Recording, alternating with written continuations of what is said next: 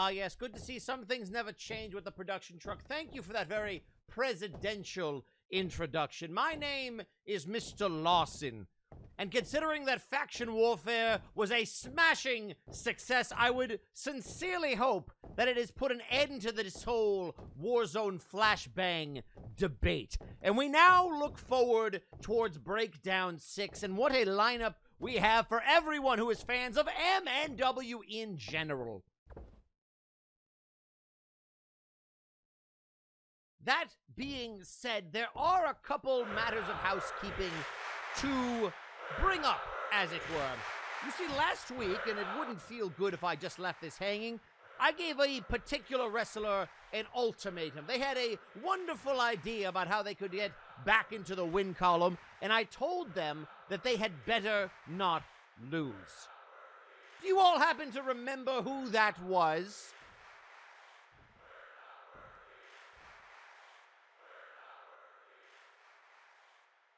If you've picked out your bingo cards and it had Brawl Kaiser on it, then you are correct. That was the man who wanted to avoid this get off the schneid match. And Brawl, I have to say, I'm very disappointed. An incredible showing, but both Jack the Questionable and the Grim Reaper bested you in that match. And I don't want to hear excuses that they teamed up on you. Your ultimatum was win, or you would have to get off the schneid. But it doesn't end there, Mr. Kaiser. You see, I've booked you in a get-off-the-schneid match for Breakdown 6 against 3 members of Flashbang that have never won a match in Brawl Kaiser. If you lose, let me remind you, we're in the middle of a draft. You embarrassed Flashbang against Mega Blitz. So if you like them so bad, if you lose your match, you will be officially drafted to Warzone. So I highly suggest that you do not lose this match, or you can go spend the rest of your days with Mega Blitz X for all I care. This whole inter-brand thing stops now.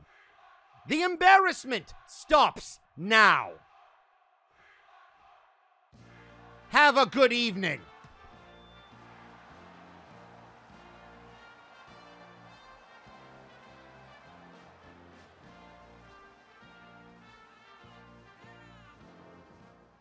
Well, that was, oh dear.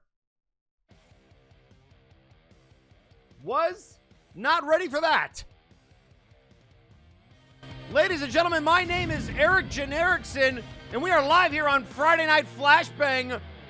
What a way to kick it off. That is a blockbuster announcement. Brawl Kaiser will be put into a get-off-the-schneid match at Breakdown 6, and if he loses, he's shipped to Warzone in the draft. Oh, gosh. Oh, boy. Oh, boy.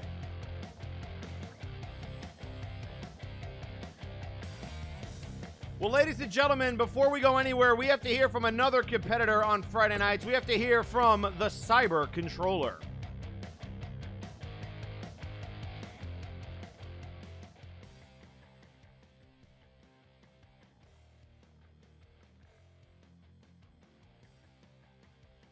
Last week, I made my return to the showcase match. Unfortunately, I was defeated by the Reaper of the Empire of Terror. I know no fear, but Reaper, you were intriguing. I've never seen an organic who shows no remorse, no feeling, and no sympathy to their opponents, as I had with you. You're almost mechanical in a way, and that makes me interested. You will be intriguing to watch from now on. Although, make no mistake, my path of showing how powerful the cyber race is to organics is still going strong. And anyone who dares get in my way, well, you've seen what happens to those who do.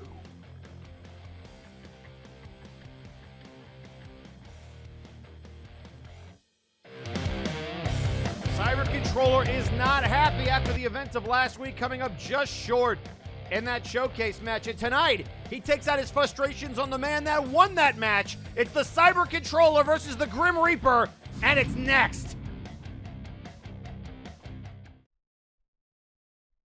The following contest is scheduled for one fall. Introducing first,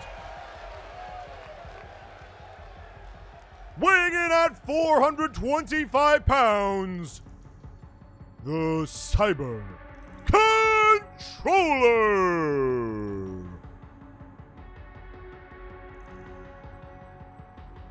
And here comes the big bot of Flashbang.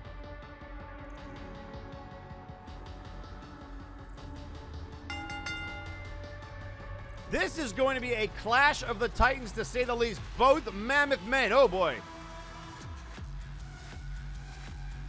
I still have no idea how he does that with the light. It's kind of creepy.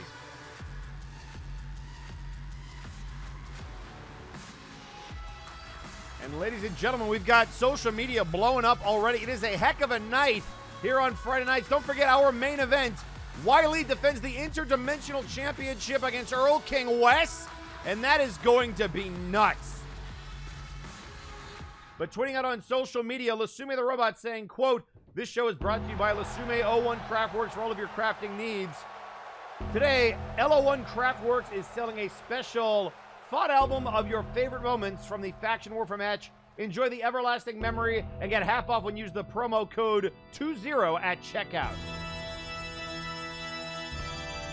And introducing his opponent, on the way to the ring, weighing in at 405 pounds, representing the Empire of Terror, the Grim Reaper.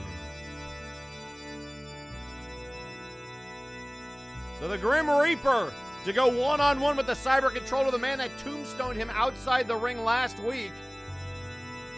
And Controller had been on a roll as of late, running through Doom individually. Of course, I think Doom will overlook that after their huge win in Faction Warfare. If you have not had an opportunity to see how it all went down, definitely check out the reruns happening for the next couple of weeks. It was absolutely incredible and a historic moment in MNW. All 10 teams with highlights at various points in that match. It was chaos. It was hectic. It was everything we thought it was going to be and more.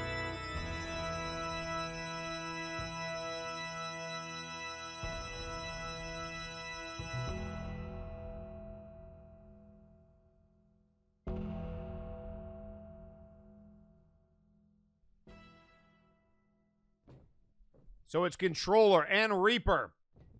A straight-up grudge match from last week. And look at Controller right out of the gate.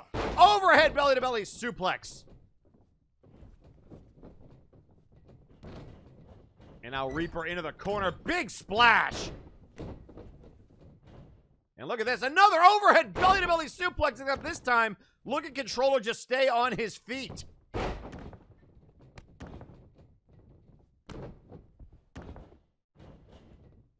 And now putting the boots to the arm. Also coming up later tonight, we have an 8-man Tornado Tag Team match for the #1 contendership for the Bone Warriors Tag Team titles. The winner of that match will go on to face the Bone Warriors at Breakdown 6. The 4 teams are as follows: the Mad World, Hell's Kitchen, the Forces of Nature, and Electro Reality. 4 teams that have never had a 2-on-2 opportunity against the Bone Warriors, and they will have that opportunity if they can win here tonight. And a slap to the face of the Reaper.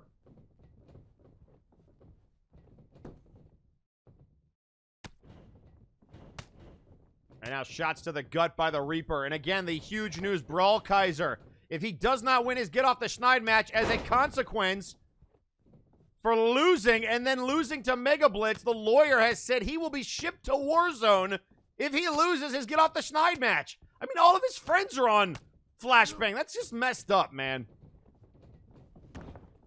I mean, this lawyer's done a lot of good things, but I don't know if I agree with that particular decision. And now here's Controller into the cover on the Reaper. And an immediate kick out, not even a 1 count. And a right hand. Oh, and chucking him with a released German suplex.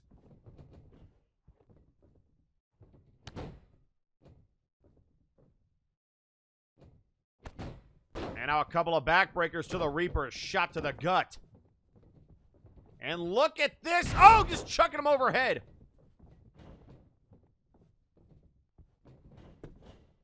And now into the cover, Controller. And a kick out at 1. Controller trying to make up for that loss in that showcase match. His win streak was interrupted by this man trying to show that he's a different kind of competitor one-on-one.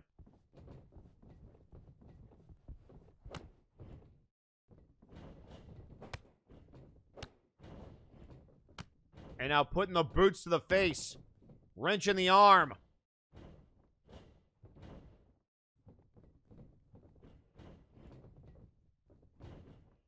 And knees to the back. And now Reaper catching these hands, just trying to cover up. Grim Reaper's another man that as of late has looked very, very impressive. He came in second place. It was Jack the Questionable that won that showcase match last week. And here goes Controller right back into the cover. And a kick out at 1.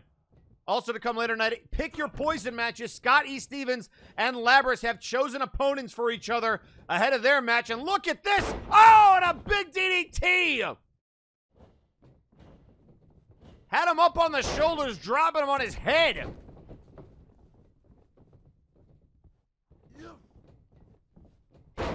And a front facebuster.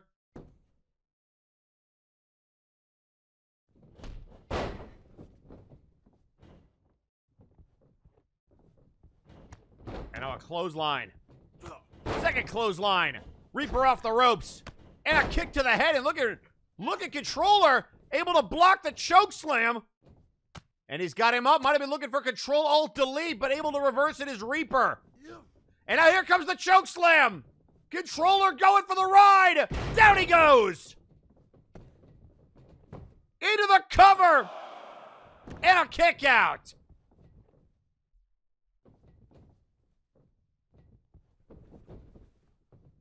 And now Reaper. This is the same way he won last week.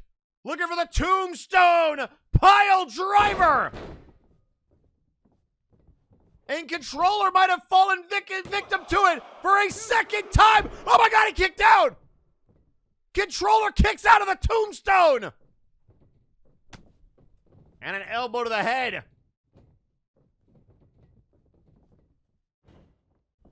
And look at this fall away slam. Stomp to the gut. And now Controller. Looking for this gut wrench. Keeping the arms locked. Rolls through it. And a second gut wrench. And now into the cover. 1, 2, 3. And he got him! Controller avenges his loss.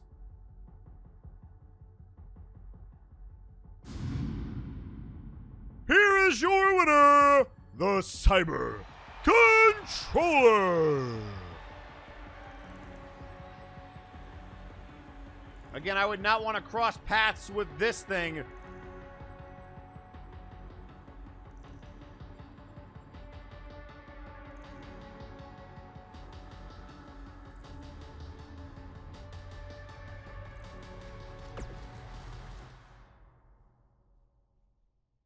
And folks, coming up next, we are going to hear from one of those competitors in that tag team match later tonight. We're going to hear from Electro Reality about their #1 contendership. Wait. You're telling me that we're contenders? And furthermore, if we win, we're going to face the Bone Warriors in Breakdown 6.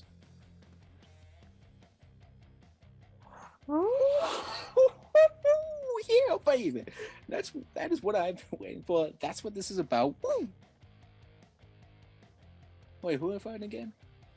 According to my list, we've got Hell's Kitchen, The Forces of Nature, and Mad World. Oh, Mad World's in it, huh? Well, they may have beaten us last time, and that's good. That's good. Yeah, and all, but this ain't like last time, so it ain't gonna stop us. We got the chance of a lifetime to win, and to go down against the best of the best in the best of stages. Right down 6. And I'm bringing my C game, I'm bringing my B game, I'm bringing my 3 game, I'm bringing all my alphabet games, and so are you, right, Electro Man? Yeah, right? I'm gonna give everything I've got. We've come too far to lose this now, buddy. Let's go all the way to the top and show the Bone Warriors why we're the next tag team champions. What do you say, Carla? My prediction indicates a 99.9% chance of winning with that enthusiasm. The missing fraction is just in case things don't go quite the way we expect. Well, I'm pumped. 99.9 or 0.1%. Let's do this, Electro reality.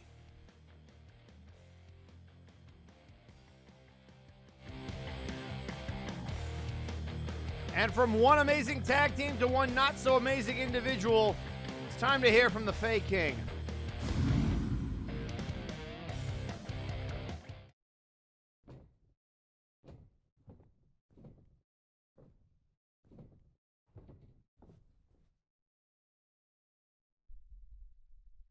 Now, before anyone says anything, everyone likes to focus on the negatives. I'm sure all of you are already thinking, oh, but Erlking, you didn't win faction warfare. Oh, but Erlking, don't you want to put Sadman through a table? He embarrassed you in front of the entire multiverse. No, he didn't. And he didn't win himself.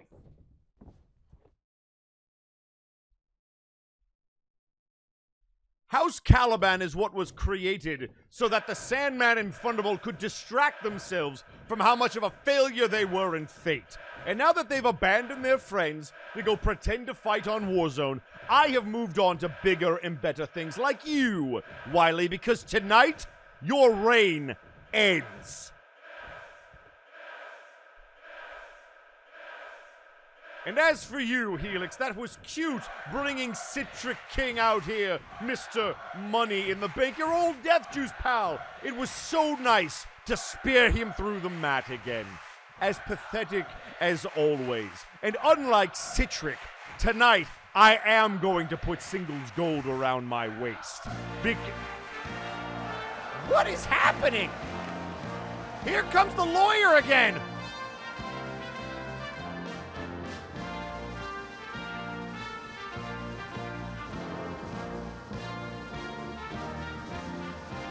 I mean, I can't even imagine what this guy has in store for Erlking. I mean, earlier tonight he had that ultimatum for Brawl Kaiser.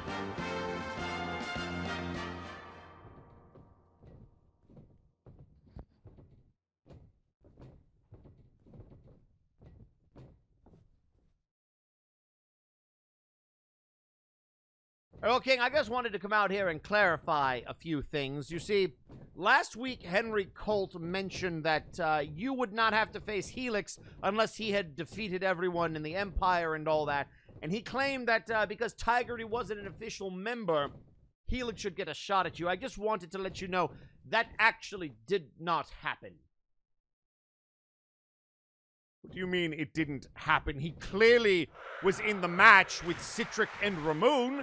He clearly was booked to fight me, and even though I felt it was a technicality at best, it happened, and I beat him, and it's over, Mr. Lawson, is it not? This is over. I have beaten Helixux. Unfortunately, that's why I am out here. The brass wanted me to inform you that Tigeri is considered an official member of the Empire of Terror. You really should have spoken to me. Henry wasn't authorized to come out here and say any of that. Helix, Citric, and Ramoon were already booked for that match. Don't know how he found that out, though. I should really speak to the Omni Geek. I hope he's not revealing information. Let me tell you something, Mr. Lawson. I am not here to play your political games. I am the #1 contender to Wai Li's Interdimensional Championship, and that is my focus.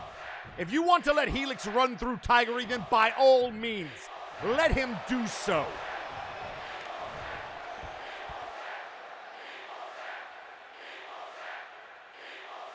That's why I'm out here. The brass is very, very tired of these games. And so, yes, tonight, Helix will step into this ring with Tigeri, the final member of the Empire he has not defeated. And before I hear any excuses from anyone, I have already talked to Johan and Helixux, who are both very, very upset, and I don't want to hear it.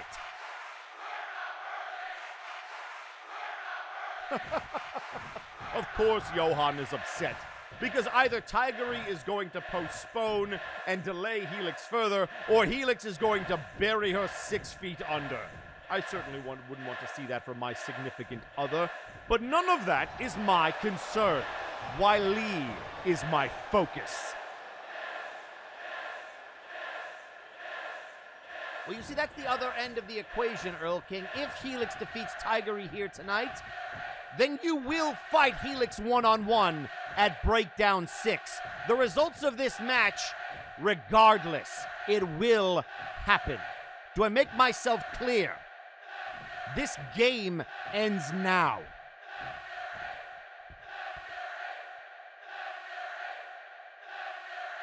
Fine, because it won't matter what he does tonight. Tonight is about me. Because tonight is the night that I end all of this Nakama worldwide nonsense about how the only title I have ever won was won with Trashman Jones. Tonight, I cement my legacy. I put singles gold around my waist, and I do it at the expense of the Dragonborn. And I wish you nothing but the best of luck. Now, that being said, I would highly recommend that none of your Empire cronies get involved in that matchup, Erlking. I'm quite tired of constant interference in title matches and matches in general. Is that understood? Have a good night, Erlking.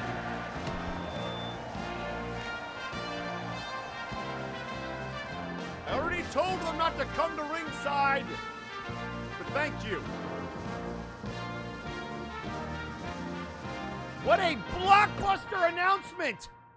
Helix versus Tigeri later tonight. If Helixux wins that match, he will get Erlking at Breakdown 6.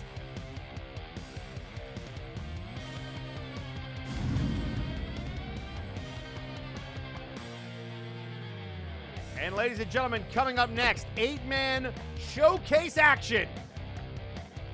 But before we get to that 8-man showcase,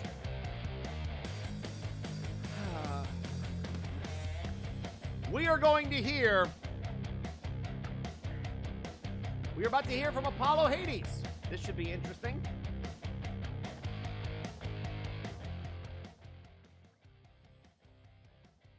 Well, all I gotta say is I'm proud as hell of my team. Rico looked hot as ever. Aqua and the Cleaver helped cost House Caliban the match by beating down Christopher. I hope you weren't too busy palling around with Dr. Grimm to notice that one, Dr. Goggles. Also, on an even brighter note, I'll only be buying my shoes at Zach's shop or Lasume Craftworks from now on, because Lasume knows my shoe size by memory after I drove my foot through his chin and eliminated him from the match. Vaporwave is only going up from here, and the sky's the limit, especially when you look as hot as we do. What a lovely backhanded compliment.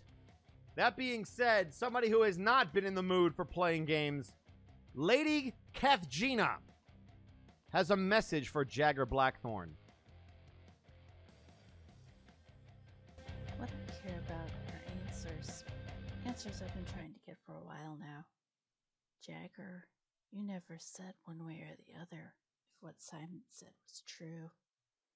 You'd best start talking, or I'll take matters into my own hands. You will not like that, Jagger. Unlike summer, winter is far more unforgiving. See you soon, Jagger. And Jagger, don't make me wait. And we still have no idea what the history is between her and Jagger Blackthorn. But Kathgina is not happy with him. And now, folks, it's time for 8-man action.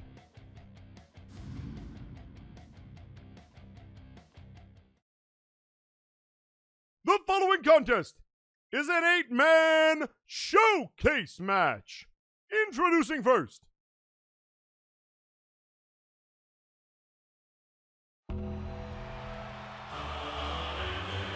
we'd like to remind everybody the whole reason Kevgina has even had eyes on Jagger is apparently something to do with something Simon the Psycho found out back when he and Jagger were getting ready to square off at Breakdown 5. And Jagger has still yet to confirm or deny anything regarding that situation. He has, however, denied any involvement with the poisoning of Blight Hallis, though it is confirmed that it is an Omni Slayer poison. Speaking of people trying to make a name for themselves, here's one that tried to do it at that Faction Warfare crossover event on Warzone. making their way to the ring, the first entrant weighing in at 239 pounds, the Aristocratic Canid. And here's something interesting about this particular showcase. If Canid can win this match, they will tie Big Rock for the most ever showcase victories in Flashbang history, depending upon whether or not you count that first ever Battle Royal that Big Rock was in on night 1. But in terms of the way the showcase is done now, Big Rock has 4, Canid has 3, and they put on a hell of a hardcore showing against the glorious one, Probunaga. Though they did come up just a bit short, that fall from grace through a table off the top rope, a devastating maneuver, but definitely showed out. And Big Rock, of course, in action later tonight with his tag partner, Huge Mane, in that #1 contendership match. And introducing second, weighing in at 243 pounds, he's the Lone Ranger, Dragoon!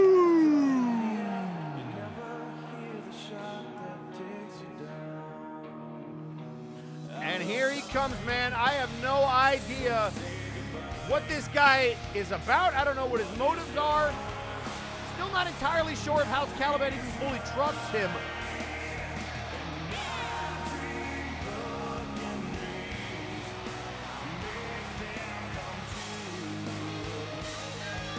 I mean, it's weird to call him a veteran. He was not a Flashbang original, but it feels like he's been around forever. Dragoon, of course, the reason the Time Bandits were able to keep it together. And at Multivania, the Time Bandits took it to Jack the Questionable and Dragoon. And since then, he's kind of had a working relationship with House Caliban, as that has slowly formed over recent weeks. But again, no clear-cut answers to where his allegiances lie.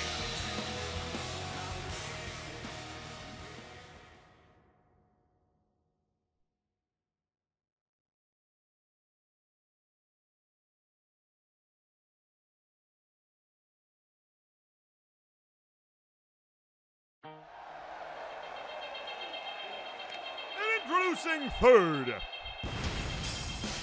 weighing in at 229 pounds, Brendan Ball! Here's another man that has had a lot of success in showcase matches, a man that has a near record 5 eliminations in one showcase match to his name. This is not a man you want to see as one of the 8 walking down to the ring if you're about to be in a showcase match, that's for sure. A man who has also fought for the Trios titles alongside Spectre Sonata, nearly upsetting Meme at Breakdown 4, or rather 5, I should say. Breakdown 4, it was the Disputed Future.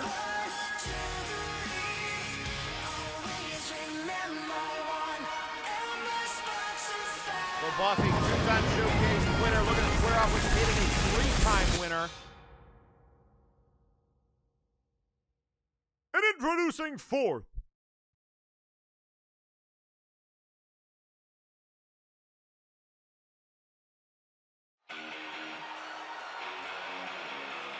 weighing in at 235 pounds, representing the cartel, he is the Mandalorian, Hutch, Kale! And we know the Mad World will be in action later tonight to try to make the cartel #1 contenders for the tag belts. So Hutch, Kale rolling solo in a showcase match.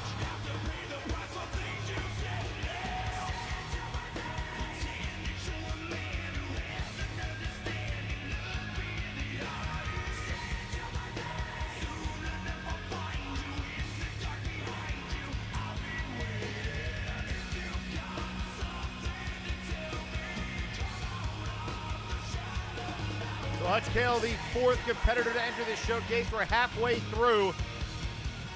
And this is a tremendous opportunity for Hutch Kale to kind of branch out in a singles competition, normally paired with Nidzik Gunkgoblin, but with the Mad World looking very, very good as a tag team, Victor has sent them after the tag belts.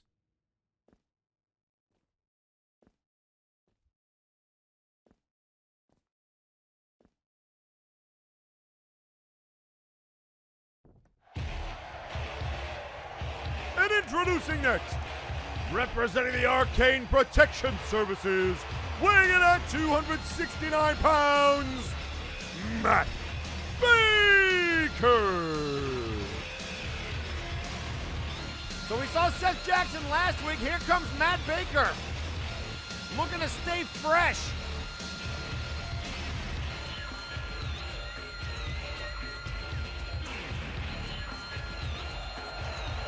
Tag team partner of Seth Justice, trademark Penny Jackson. We are expected to hear later tonight from DaLuna, who will, as I understand it, call out his father's mask's stealer, theft person, the person who stole the mask.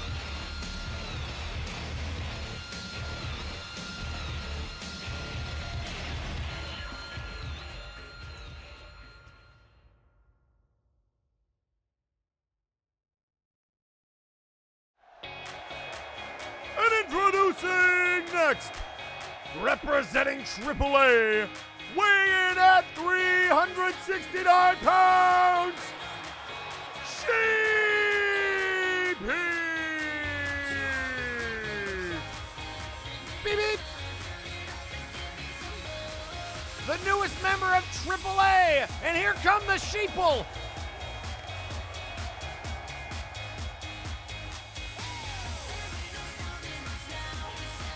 The AAA was unable to qualify for the Trios titles faction warfare match. But the reveal of Sheepy is a huge get for AAA and now an opportunity for Sheepy to show out.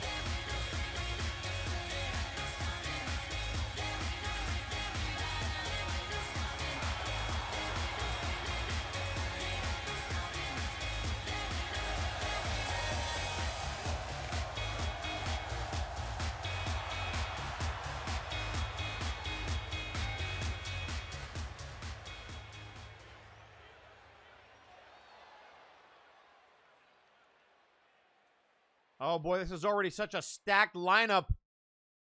I mean, where do you go from here?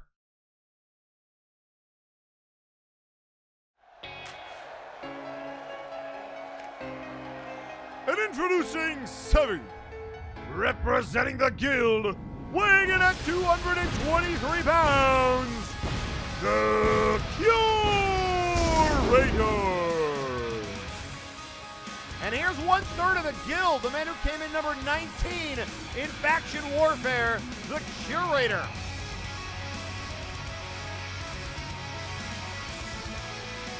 And it was the Curator who actually won the match on Flashbang last week that put the Guild into that matchup. And of course, that led to Masume getting their hands on Malice once again. That was a heck of a showdown to see. Again, if you haven't seen it, definitely check it out.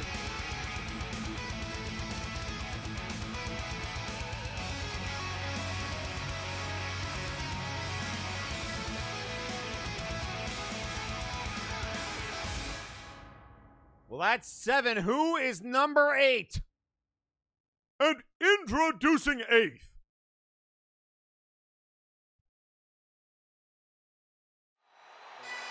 Oh no!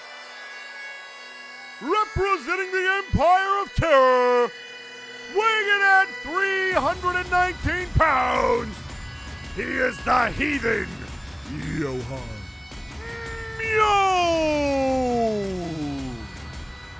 Well, it was revealed by the lawyer that he was not happy that his wife was going to have to fight Helix, and I think he wanted to blow off some steam. I would be very nervous if I was in this match right now.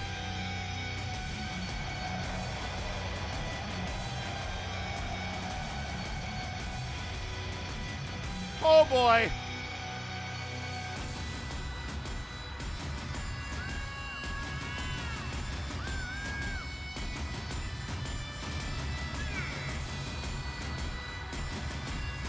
Well, this is going to be very, very interesting.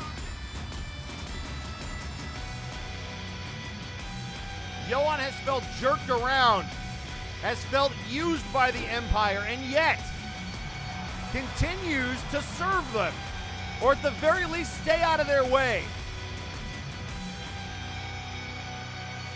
A man who took Helixux to the limit and now has to watch Tigeri go one-on-one with them out of a technicality. And look at it, he is seething.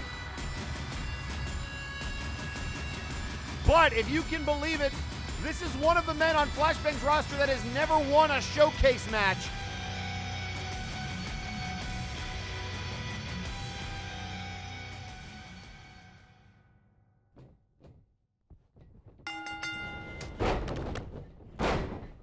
And tweeting out on social media, which we do not see a lot, Helixux saying, quote, "In the ring, there are only opponents I won't be holding back.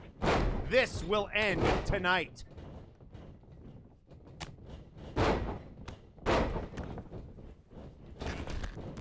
And now, oh, what a right hand by Dragoon to Hutch Kale. And look at the mercenaries squaring off. You've got the Curator going after Johan Mjoln. Aristocratic Canid and Matt Baker. And now look at this Cobra clutch by Sheepy on Brandon Boss.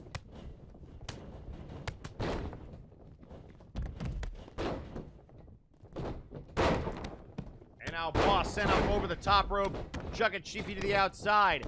Curator going after Johan Mjoln and getting sent into that barricade, perhaps. But able to fight out of it. And Pele kick from Canid to Baker. And now Kale with a clothesline to Canid. And Boss already busted open, I think, by Sheepy.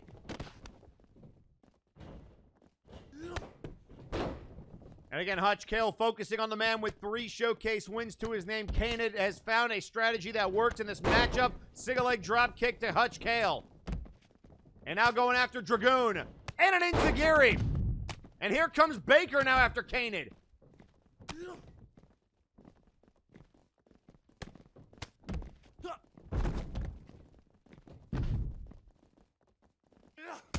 And now there's a nice step-up Tigeri by Matt Baker. The athleticism there, the big man getting up off his feet. And now Sheepy back into the ring. Brandon Boss following. Curator dropping Johan Mjoln, trying to take it to the Heathen. Right hand from Kale. Punches back and forth.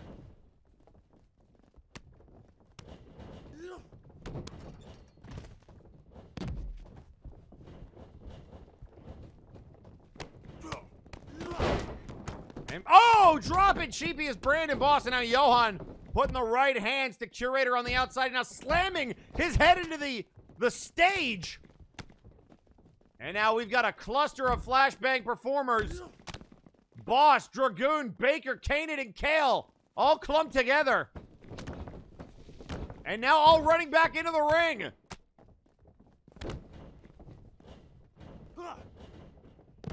Oh, and a DDT, and Mjoln has been busted open. And now the Boss Ton Crab. Dragoon in some trouble.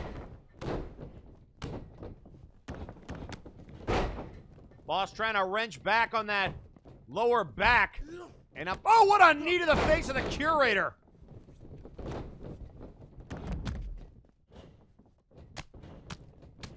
And now Sheepy with a shoulder check.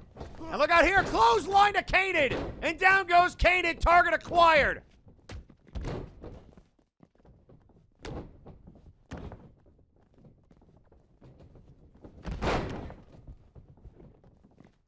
And now a drop kick to the back of the head of the Curator. And now Sheepy into the cover. But so is Dragoon on Johan. Can Johan kick out? No! Dragoon dropped him! Johan Mjoln has been eliminated. And just like in the last showcase match, Johan the first person eliminated. And now Dragoon being pinned by Boss. And a kick out.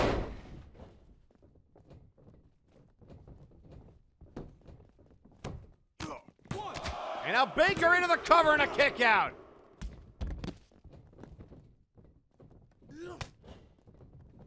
And now Boss, boot to the midsection. Knocking the leg away. Oh, and down goes the ref. And now Baker, looking for the Baker bomb. Baker bomb on Sheepy. And now immediately into the cover, Dragoon pinning Boss. And Kale with Curator. The ref doesn't know where to go.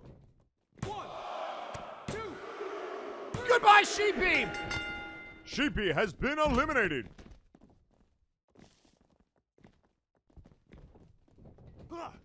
And now Kale throwing Curator back into the ring. And a clothesline. And now Kale. Right hand. Looking for that spinning kick. Nobody home. And sweeping the leg. Canid. And look out here. Tornado DDT. And now Boss trying to take out Dragoon. And he does. Dragoon has been eliminated. And take a look at this. Brandon Boss and Canid still in. Now super kick. Canid got caught. Super kick from Kale. Goodbye, Canid. Aristocratic Canid has been eliminated. So it will not be 4 for the Aristocratic Canid. And now here comes Hutch Kale. Hutch Kale's in trouble. Hutch Kale is in trouble. Hutch Kale is in trouble. Oh, but able to turn it over. And now Boss. German suplex. Right hand to Hutch Kale. Hitting him in the back of the head. Kale looking for the clothesline. Oh, look out here. Sweep of the leg. And now a right hand knocked it away.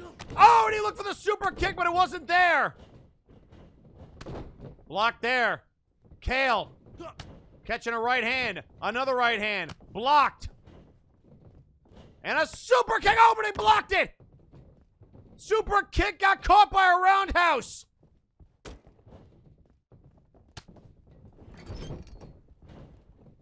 And now Kale in some trouble.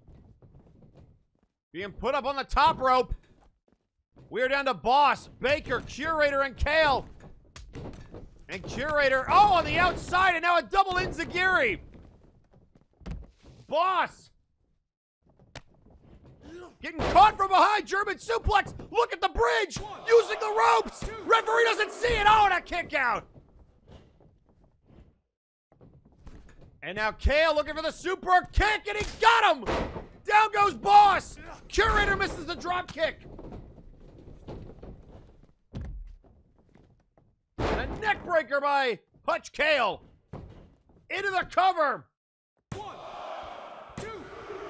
And a kick out.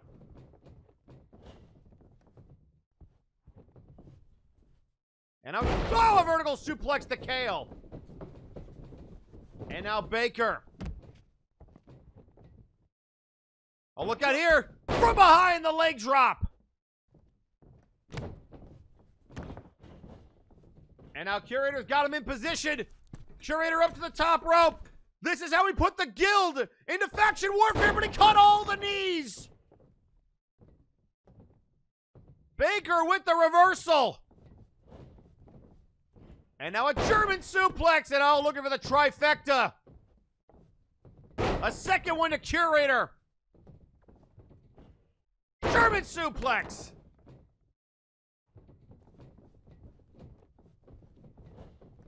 And now a dragon screw to Baker. And now moving up to the top, that middle rope. Here comes Boss. Boss in the way. Curator was looking for something, but Boss interrupting. Oh, look out here. And now it's Boss's turn. Curator is about to get 3 more suplexes of the butterfly variety. And there's the second and the third.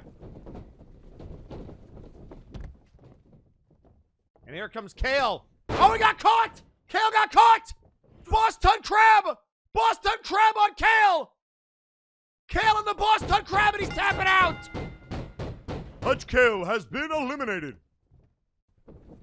The Boston Crab caught him!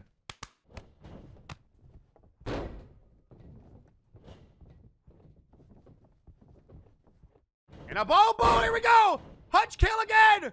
Hutch Kale just tapped out to this! Matt Baker is in it too!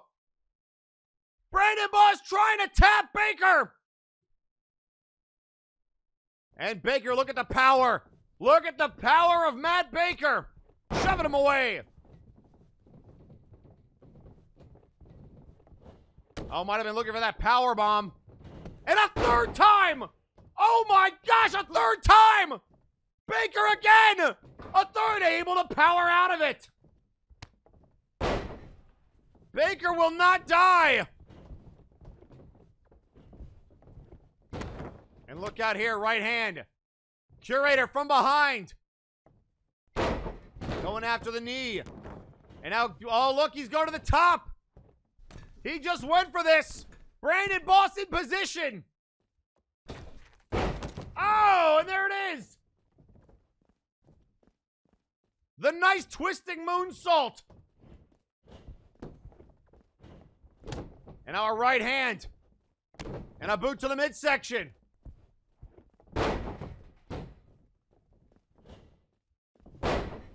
And now again looking for these trifecta suplexes. And now trying to go after Baker. Baker in some trouble. Baker, a Boston Crab again! Another one! Another one of Baker who powers out of it!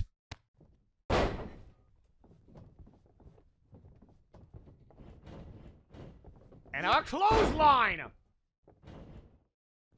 And Baker a sweep of the leg! Into the cover! 1, 2. And he got him! Brandon Boss has been eliminated. Oh, look out here! Oh, and he just threw him behind him by his neck!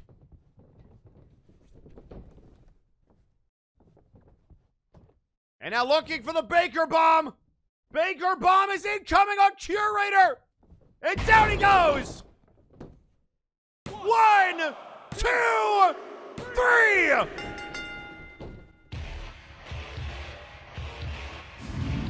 Here is your winner, Matt Baker! Baker with the elimination, and I believe that might be his second showcase win. I feel like he has one in the past, but either way, he's got one for sure now. What a match!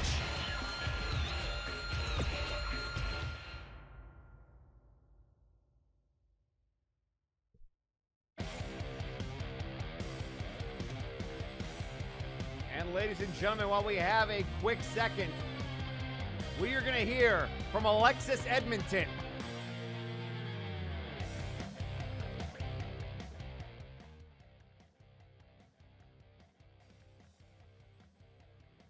Greetings, Flashbang. Sorry if there's any noises, yeah? Excuse me, I'm on the road. Just had something I wanted to say to the Multiverse. Zach, the Merchant of the Guild, Malice of me, of all people, and Sandman, especially you. Thank you for being the ones responsible for ruining the Empire Party. Don't know how Zach or Malice feel about it, but I bet that felt real good to get Wes by surprise, Sandman. I owe all 3 of you a debt, payable in a manner of your choosing. At least I don't have to sweat Wes becoming the first double champion of MW. You would never have heard the end of it. Alas, that was the end of it. I'd sign off now and go celebrate. But the ID title is still in danger, and thus so is the Nexus. I believe in Wai Li being able to beat Wes in a fair fight, but I don't trust Wes to fight fair. Just because he did to me, which still astonishes me to this day, I can't believe he'd do it with this opportunity. The threat looming over our heads, be it more new, horrifying night creatures, demonic clowns, or him, or even if it's a bluff, we can't rest. We have to remain vigilant. For the sake of the multiverse, for the sake of MNW, we must keep fighting.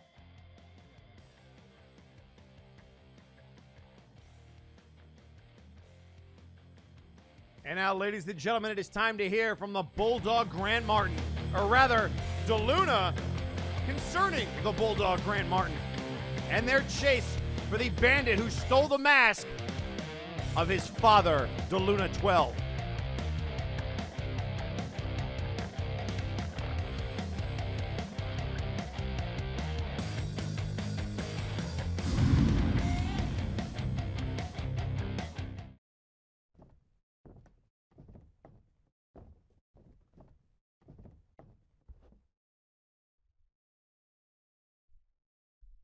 I've been patient. I've waited my time. I have searched high and low. I have stayed in contact with the OmniGeek. I've talked to Seth Jackson. I've talked to everybody who had any shred of information, and it felt like I was always just fingertips away.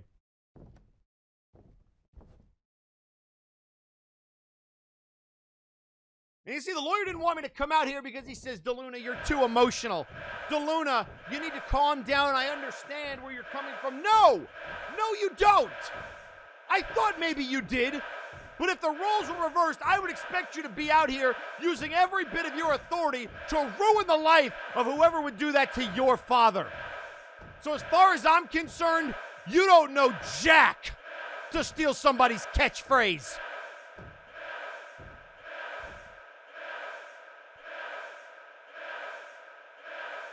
CG Ghost, myself, the Bulldog Grant Martin, TK, all of us have been wondering who attacked our friend, who stole my father's mask, so I'm calling them out here tonight.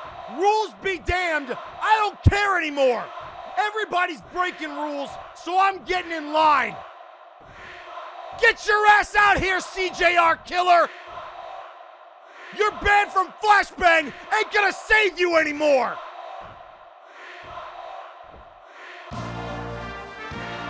Come on!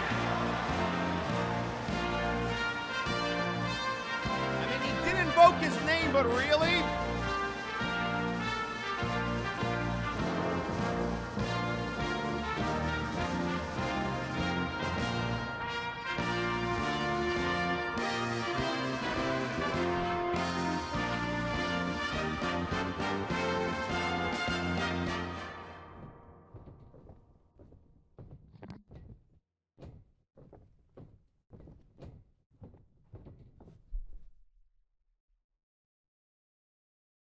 I would like to remind you of the thing that I have reminded everyone that has come on this show. Do not invoke the name of my father. Are we clear on that before we move forward? I get that you are frustrated, but I told you to let me handle this before you stormed out here, and you just don't know how to listen. No, you don't know how to listen. I have listened. I've listened to everybody tell me, wait your turn, get in line, don't worry, kid, your chance is coming up. And then the first chance you people had, you shipped me to Warzone to be a part of a trios team I didn't even want to be a part of. That's what I got for waiting. I'm not waiting anymore.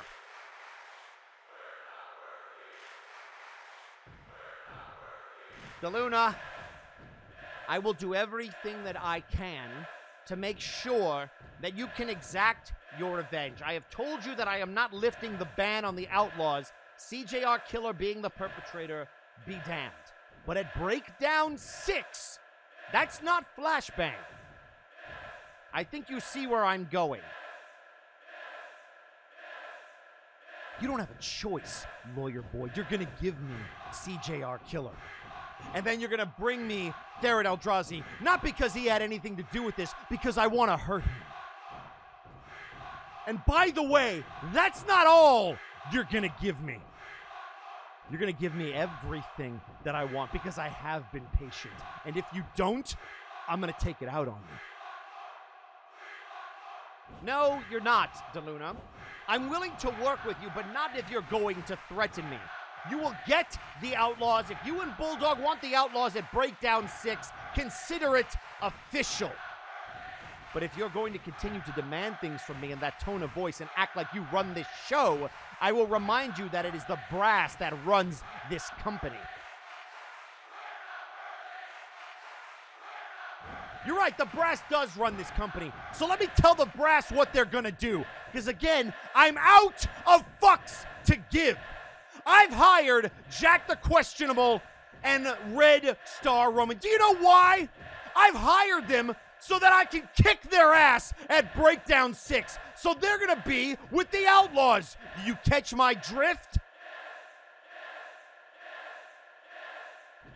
Yes, apparently I catch your drift. Am I to understand you hired Jack the Questionable and Red Star Roman to fight them? So you paid them to try to beat you up. Just so that we're on the same page, DaLuna, you're clearly not thinking rationally.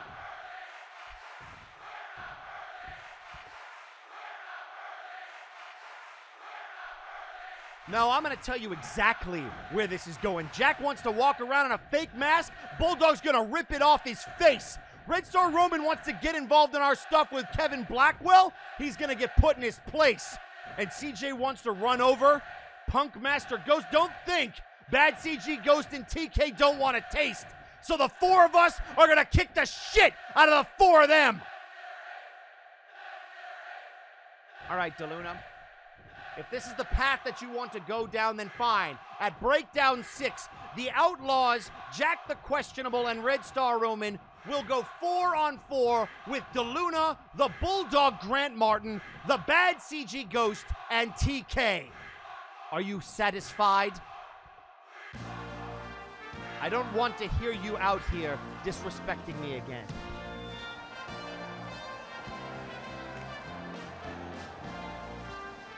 What a blockbuster match! In 8-man tag team action, the Outlaws, for one night only, are gonna rumble with Flashbang competitors.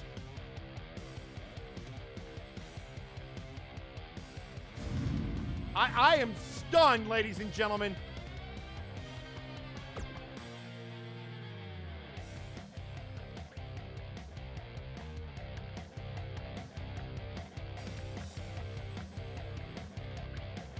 And folks, coming up next, sorry, I am, my brain just decided to stop. Coming up next, ladies and gentlemen, last week, Henry Colt said that he was going to be the one to break Satyrus' undefeated streak. He called out Satyrus before he ever went to Warzone to fight Maximilian Thunder Thighs, and at Breakdown 6, the brass has authorized that match. Henry Colt will go one-on-one with Satyrus Basilicus to break the streak, but tonight, Apex has been unleashed upon the Colt Classic. Henry Colt goes one-on-one with the Sunken Sea Captain Zephyr Tail, and it's next.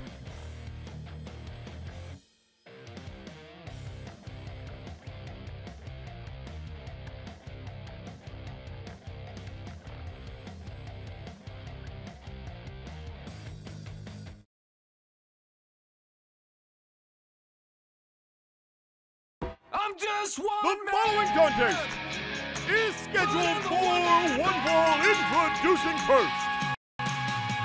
Weighing in at 242 pounds from San Antonio, Texas, he is the Colt Classic, Henry Colt!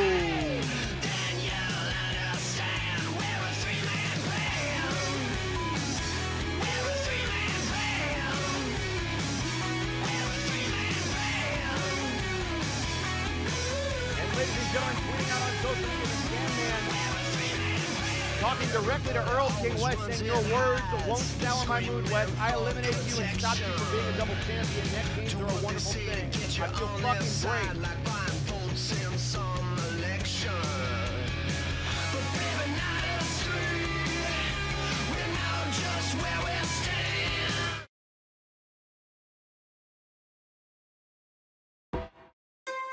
And introducing his opponent,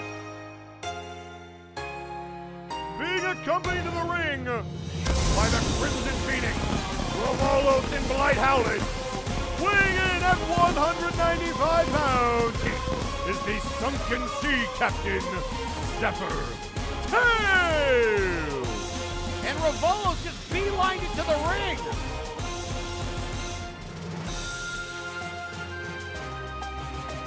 He was not waiting around, and now Zephyr Kale with an opportunity to get his hands on the Colt Classic.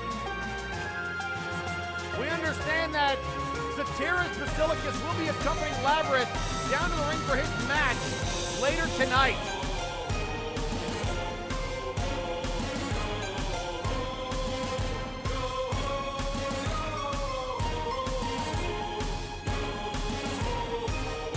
Matchup that I don't believe we've ever seen before. Zephyr Kale versus Henry Colt.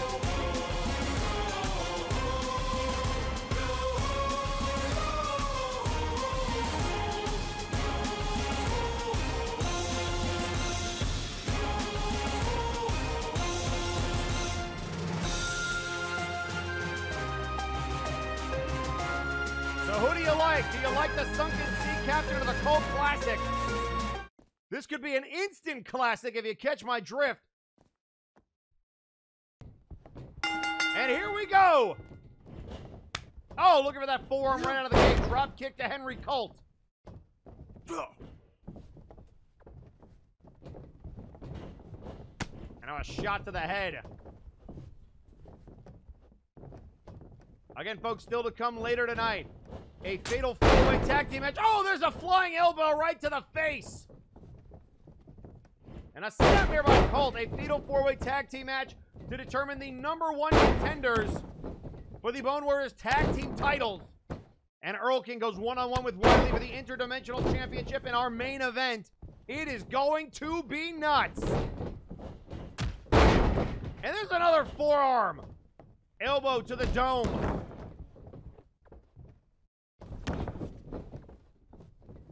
And now a DDT from Colt.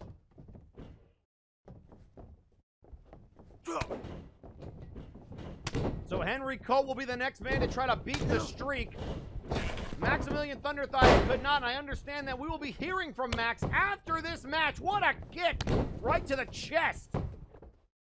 Maximilian apparently with a special message for Flashbang. No idea what that is, but we're going to play it for you here live.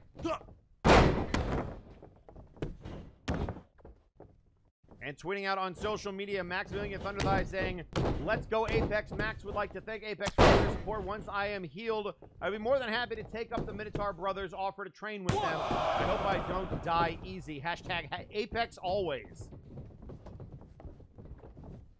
And there's a forearm to the face. And again, these running elbows proving effective against Zephyr Kale, and there's a big back elbow.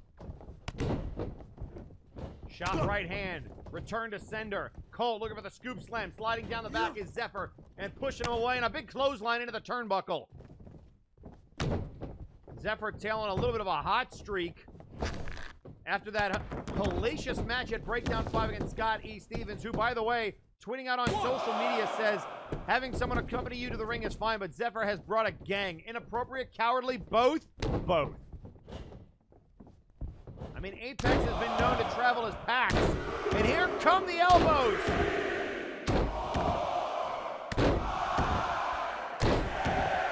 And right now, Zephyr is taking it to Colt.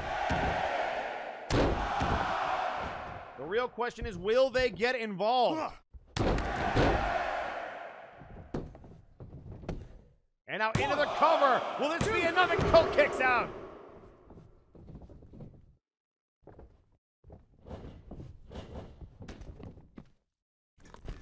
And look out here, going to the top rope. Zephyr with the yo-ho. Elbow nobody home. Yo-ho elbow missing in a reverse DDT. And now Colt feeling good. Zephyr trying to pull himself back up into the turnbuckle.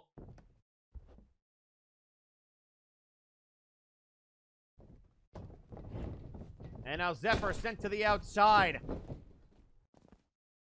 And look, oh wait, Revolo's trying to get in his way, and Colt says, no, I'm coming through! Through the bottom turnbuckle into a tornado DDT. 3! And now into the cover. Will this be enough to keep down Zephyr Tail? Oh, and a kick out at 2.5.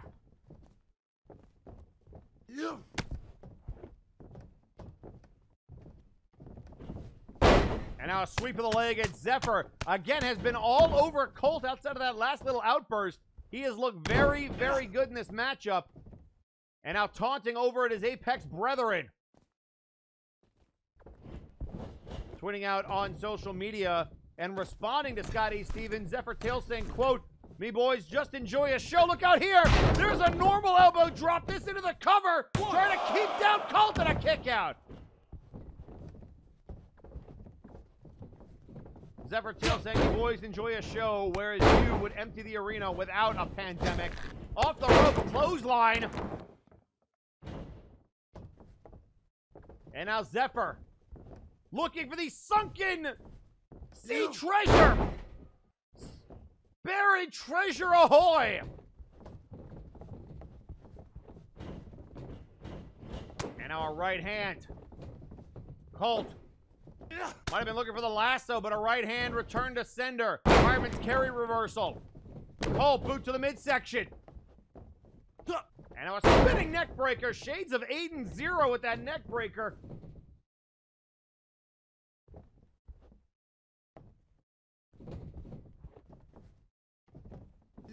And now looking for the leg DDT. And now Colt looking for the Colt Classic. Looking to put him away. Reversal. We are 1 for 1. Zephyr moving out of the way. The Yoho elbow and the Colt Classic reversed here in the latter stage of this matchup. And what a match this has been. Colt now back up to a vertical base, throwing him up over the top rope. No, look at the neck breaker. Zephyr thought he was about to go up over the top rope, pull back, and now the Dragon Sleeper. He's tapped numerous wrestlers with this move. Dragon Sleeper now applied to Zephyr Tail, but a knee to the face, able to break out of it.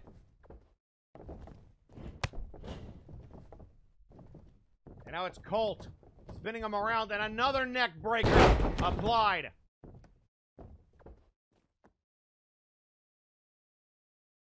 And now Colt is trying to figure out what he has to do. The Colt Classic has been reversed. The lasso prevented.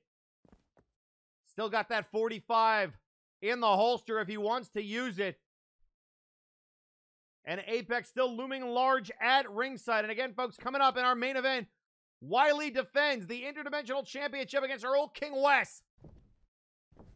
Can Erlking win his first singles title ever in the history of MNW, or will Wai Li send him to his matchup with Helix empty-handed? And and a backbreaker. And now into the cover off the backbreaker. Colt might be out in a kick out.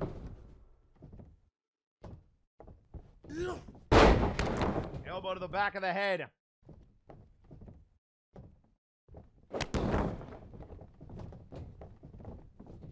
And now it might be time to walk the plank.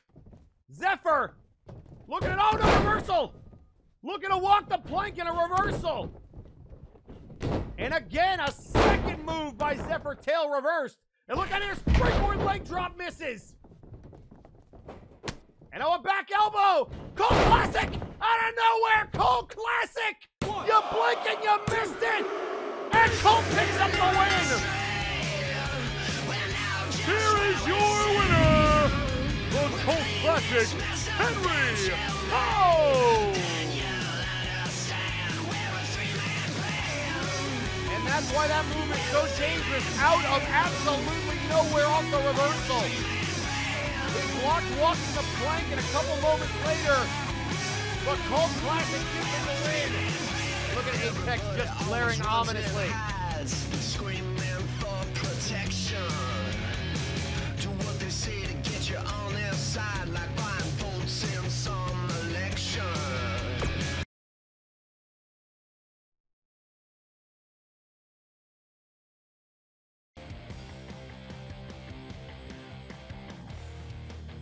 And ladies and gentlemen, coming up next, we are going to hear from Simon the Psycho.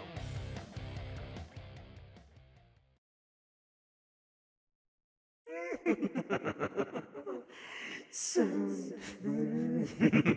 so very soon. Do you hear it, Flashbang? It's coming ever closer. The winds practically howl. We have waited for so long. A change is coming. But the question is, Flashbang, are you ready? No, I'm never really ready for that. But what I am ready for is to hear exactly what Maximilian Thunderthighs wants Flashbang to know. We said it was coming up. Here is Maximilian Thunderthighs' message to Flashbang.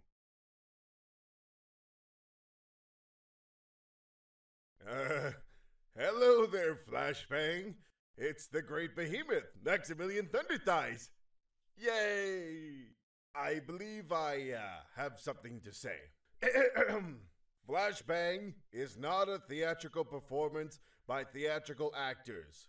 Flashbang is just like Warzone, full of live, real wrestlers that work hard every day. Like, seriously, you guys work hard every single day. And I am very, very, very sorry. Like, seriously, I am so sorry.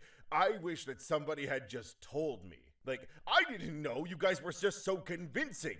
To the roster, I'm sorry. To the commentators, I'm sorry. To the people who work on the promos and the tech division, I'm sorry. To the lawyer, and to the rest of you, I am super sorry. So, I'm still gonna watch Flashbang, and I'm still gonna be the #1 fan. I'm going to have to change a lot on the Flashbang fan blog. So, my bad, and have a good night. Goodbye!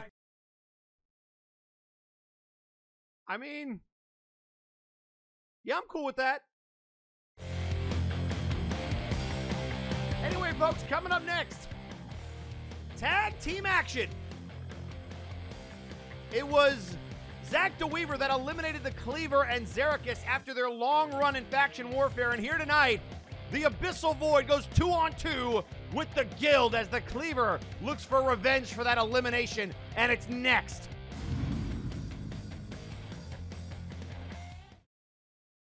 The following contest is a tag team match scheduled for one fall. Introducing first,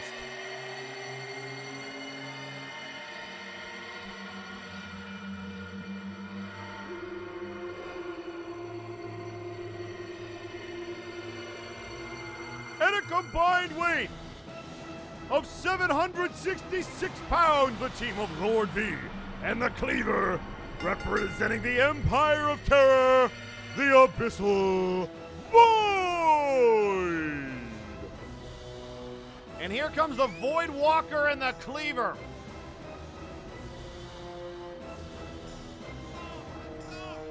And this is all coming about because the Cleaver is furious that with Lord V in the ring already, Zach DeWeaver eliminated him. He came in at number 9. He lasted all the way to number 17 when Power Surge comes out, if I'm not mistaken. I'll have to check the tape, but a long, long run for the Cleaver. And Zach DeWeaver also eliminated Genericson, who came in at number 6. We understand Cleaver has been fuming about that fact ever since Saturday. And now he's going to get a measure of revenge. Potentially.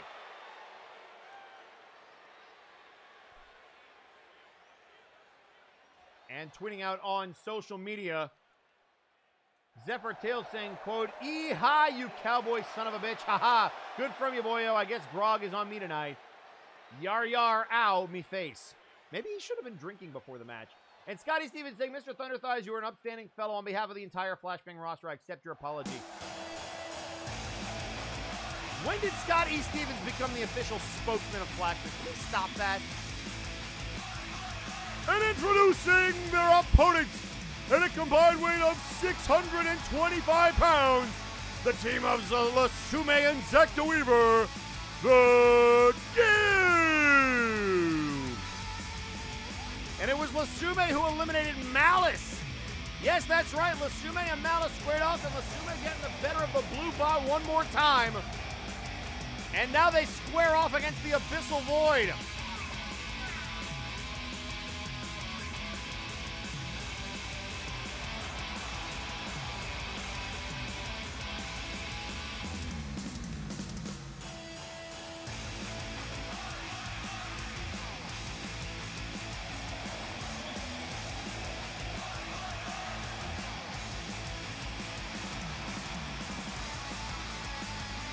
So who do you like? Do you like the Guild or the Abyssal Void? Both of these teams were involved in that faction warfare match, the Guild and the Empire of Terror. The third member of the Guild was in that 8-man showcase match, the Curator, lasting until the final 4. Meanwhile, the third member of the Abyssal Void's team, Erlking Wes, the leader of the Empire of Terror, in action in our main event. So here are those other 4 members, and it's Cleaver and DeWeaver to kick it off. Who do you like? And, oh, crack in the neck. And now going after the leg. A kick to the chest.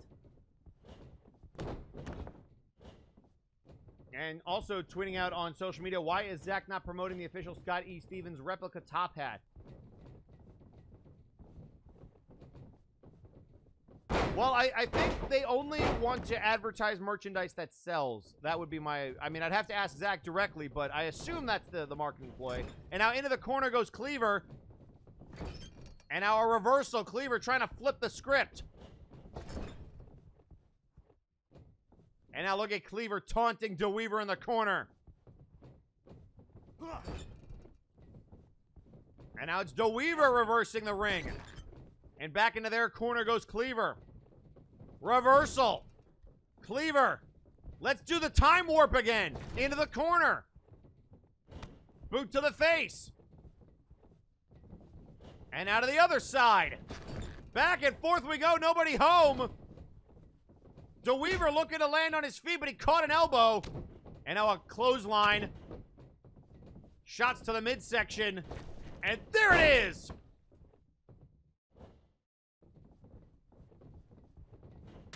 Oh, and the meat hook! The meat hook! And now looking for the choke slam. Going for the right is DeWeaver.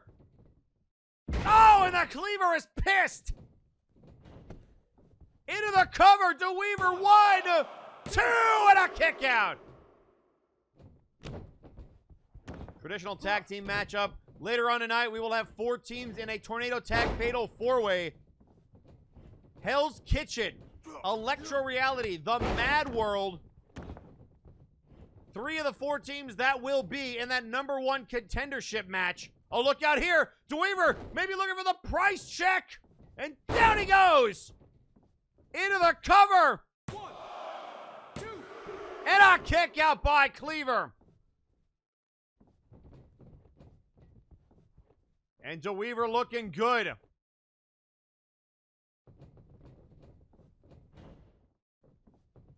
The 4th member of that team, the Forces of Nature of Big Rock and Huge Mane. And now look at DeWeaver with the face buster.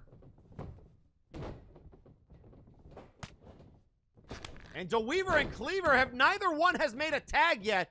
They are looking to punish each other. Backhand, right hand. And now picking him up. And there's a Death Valley driver from Cleaver.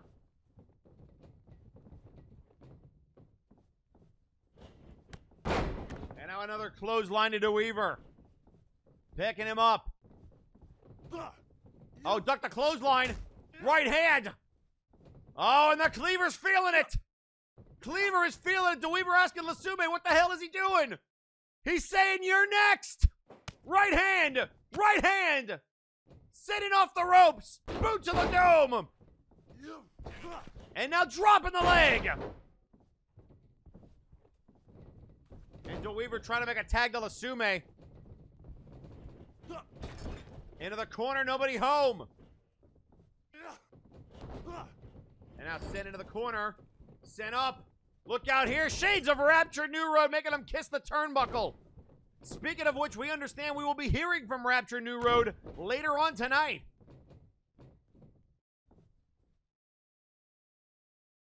Looking to address the actions of Kevin Blackwell.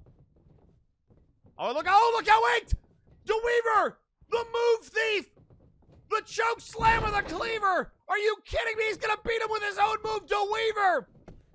Doesn't just sell your merch, he takes your moves! And broken up by Lord V. Shoulder check to DeWeaver, but Lasume all over it. And now DeWeaver getting caught sweep of the leg.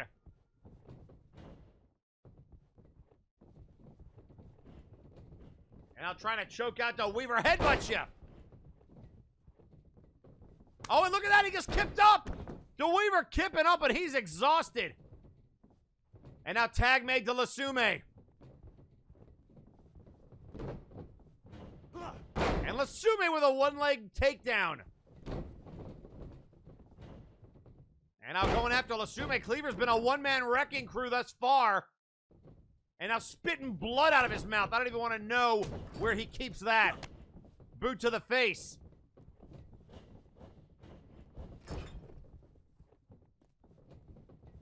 And now trying to run him into the corner, and he does.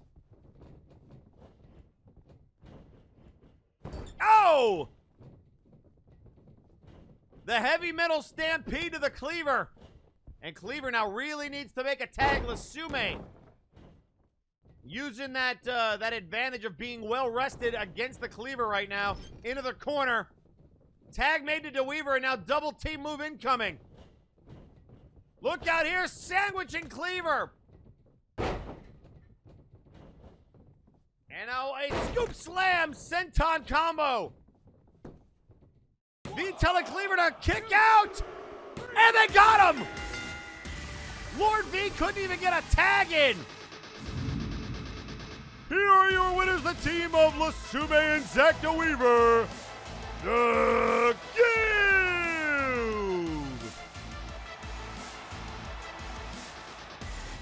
And Cleaver does not look happy, and neither does Lord V.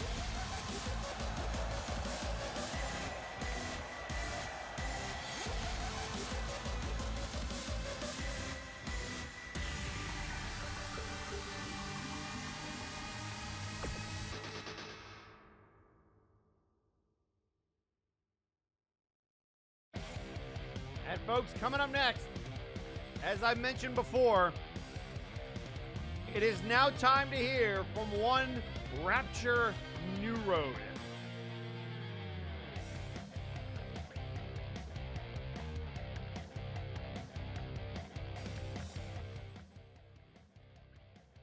Greetings, Flashbang. I wish I could say that this was a social visit. Unfortunately, I'm here for other matters, namely the correcting of a mistake. You see, there once was a ne'er-do-well on Warzone.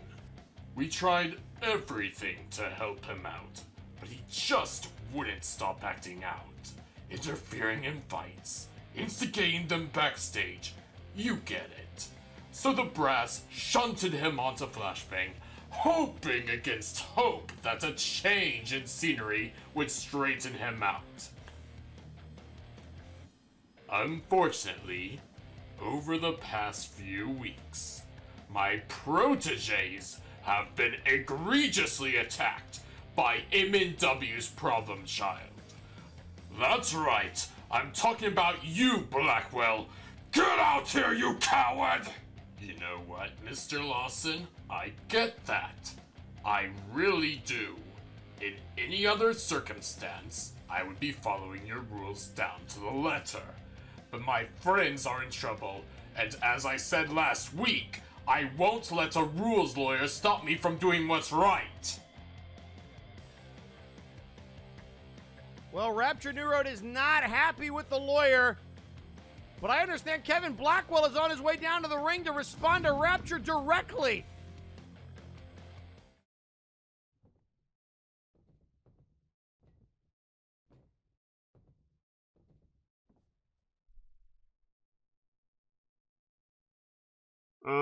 Rapture New Road. I should have figured you would eventually figure out what I was doing. You act as if you are not on my radar, Rapture. I was just saving you for last. You see, I have decimated the first ever tag team champions in the history of this show. I tried to play nice with them. I tried to help them beat the Bone Warriors. But Mama just couldn't have that. So I put her down too. And now, Rapture, the only thing left of Dungeons and Destiny is you. And yes, I know you're on a different show, but that won't stop what's coming. See, you think you're the hero of this story.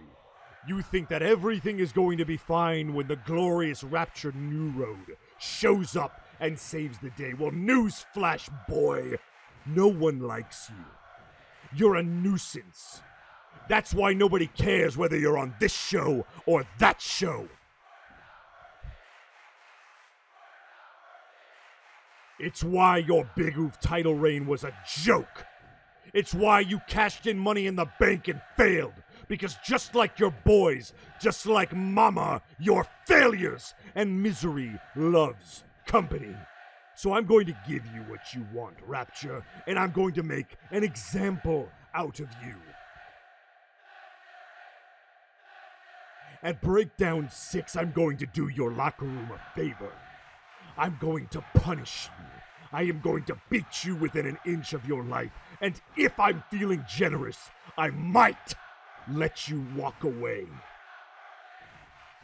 That being said, if you piss me off, I will end you, little tiefling.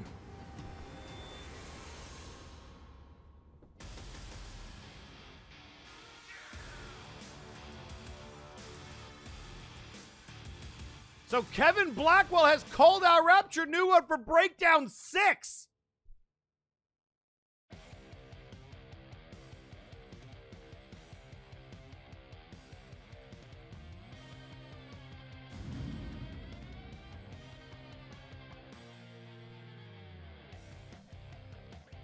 And ladies and gentlemen, coming up next, it's time to pick your poison.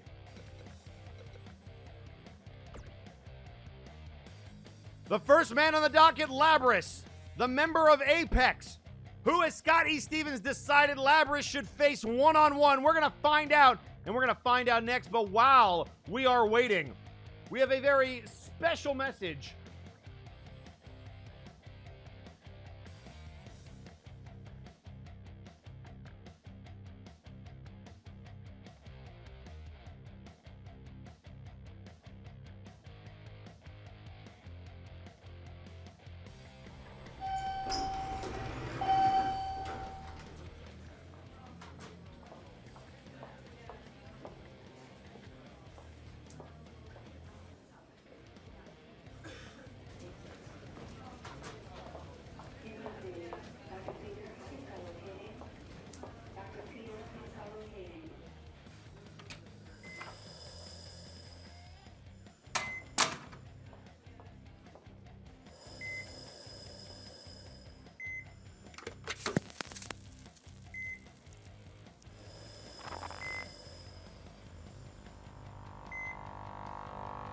You see, as it turns out, the person who stole Shere Khan's mask was hired to do so. That was not what confused me or what intrigued me.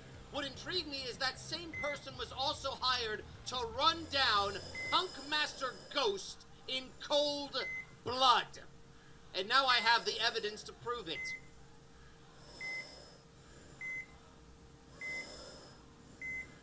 And you might ask yourself, who would have the capabilities to pull that off? Is there going to be a match here tonight? Will we get some measure of revenge? And believe me, I requested it. I wanted them in this ring, but you see, that's where the kicker is. They're not allowed to fight in this ring. So, I will take the fight to them.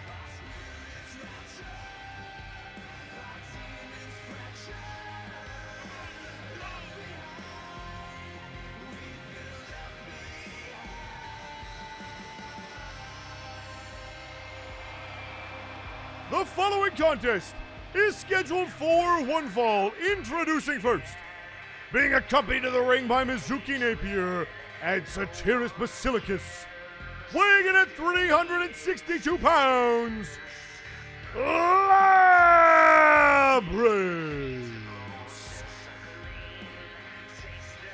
Well, we're gonna have the singles match, but what we just heard,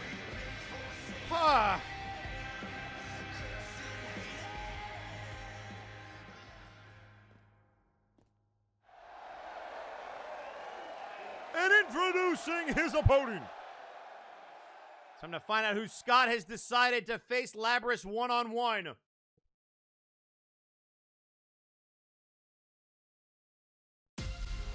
Oh, snap! weighing in at 245 pounds, being accompanied to the ring by Aqualung and Rico Rose, representing Vaporwave, Apollo Hades.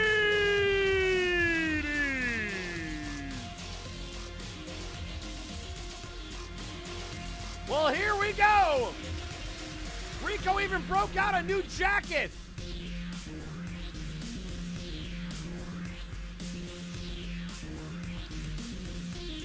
So Apollo Hades is going to go one-on-one with Labrys. And we know Vaporwave has had problems with Apex in the past. And you know what's going to stick in their craw? Vaporwave able to qualify for the Faction Warfare match. Apex was not able to beat Omega Club.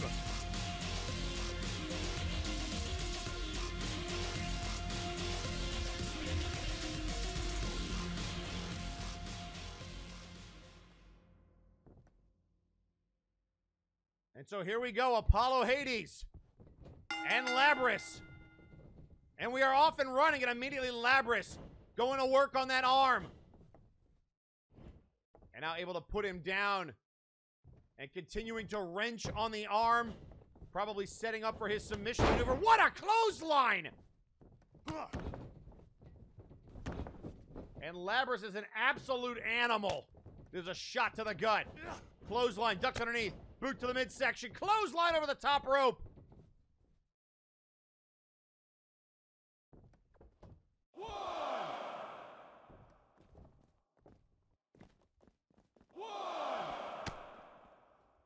now look out here.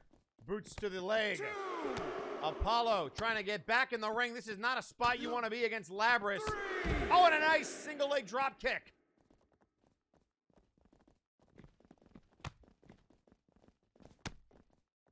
And now slapping away that elbow, and Apollo back into the ring.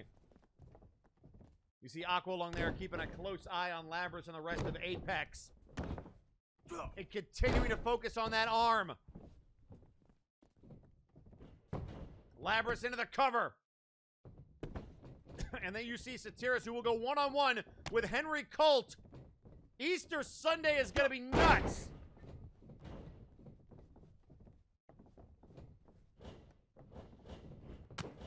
And now trying to go after the arm of Labrys. That didn't work. Clothesline. Apollo stays on his feet. And now look out here. Uranagi.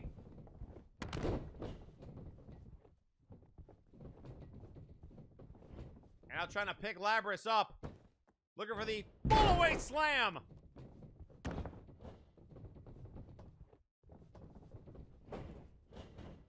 And now Labrys. Oh, chucked like a rag doll.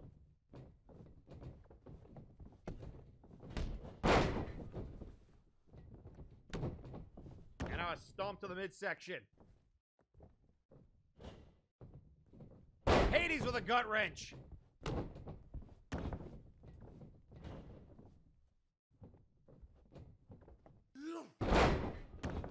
And now trying to wrench on the arm and tweeting out on social media. Scotty Stevens says, quote, Apollo practically begged me to pick him, so he better not mess this up. What a lovely human being. And there's a curb stomp.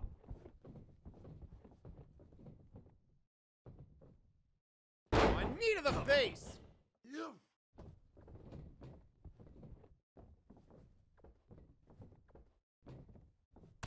Side headlock there by Labrys.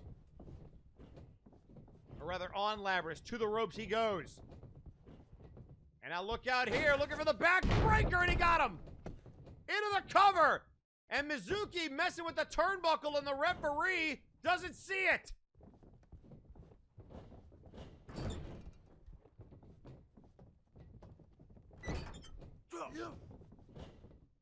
Now putting Labrys up on the top rope. Labrys might be going for a ride.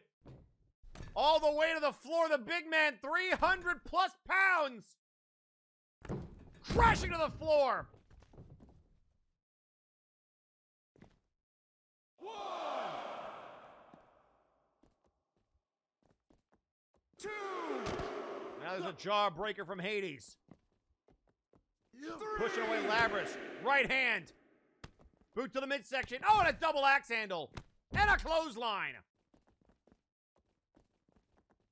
4. Boot to the midsection on Labrys. Sweep of the leg. And now looking for a Boston Crab on the outside. This will not work. 6. But the count is up to 6. 7. And a kick to Hades. Referee telling him to bring it back in. Mizuki on the outside. Chair into the ring. And he was just rolled onto the chair. Hades, look out. Hades, look out. Oh! Head first off the edge of the chair. And now immediately into a dragon sleeper. No, come on. And Hades able to fight out of it. And a spear. Gored him right in the chest. 1, 2. And a kick out, and Hades stays alive. And Labrys cannot believe it. Referee getting rid of that chair.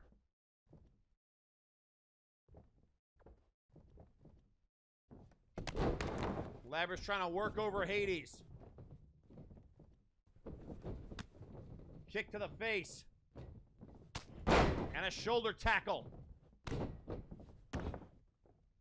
And now look at this. Working over the back. Oh, and a nice STO. Running variety. And now a shot to the face. Reversal there. Sent into the corner.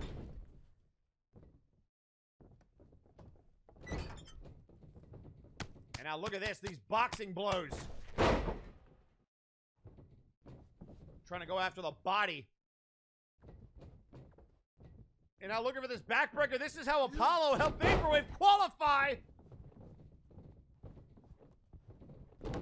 Backbreaker maneuvers. And now look at Mizuki up on the ropes. Come on.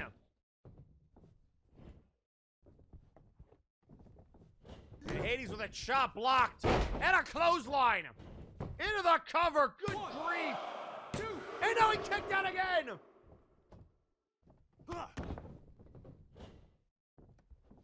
And now again this Dragon Sleeper. Apollo stuck in it. And fighting out of it.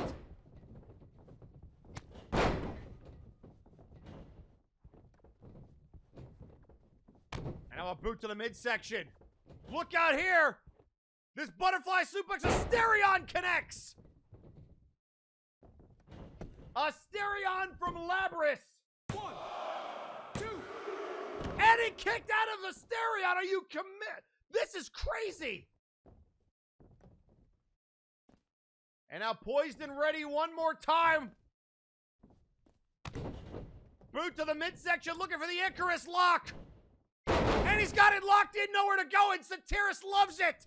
Hades with nowhere to go. And he's forced to tap out.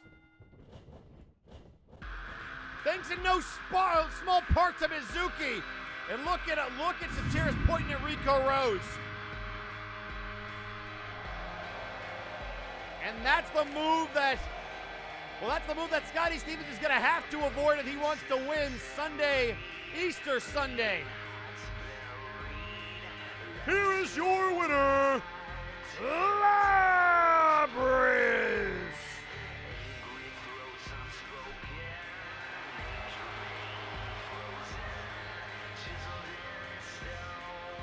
So Labrys able to pick up the win over Apollo Hades, and you imagine Vaporwave is gonna be pissed.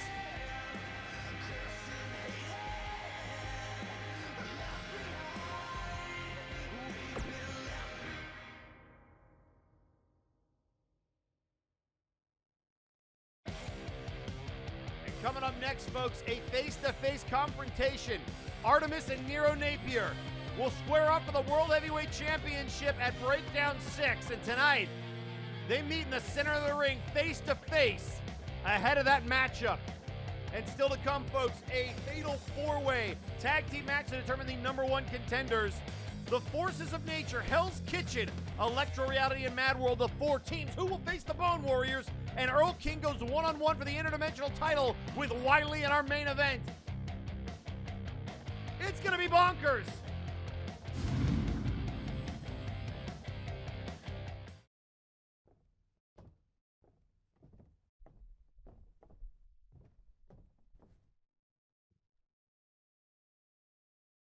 It doesn't surprise me that I've been kept waiting. I hate to say it, but in the back of my head, I kind of knew that this was always going to be the case. See, I called you out, Nero.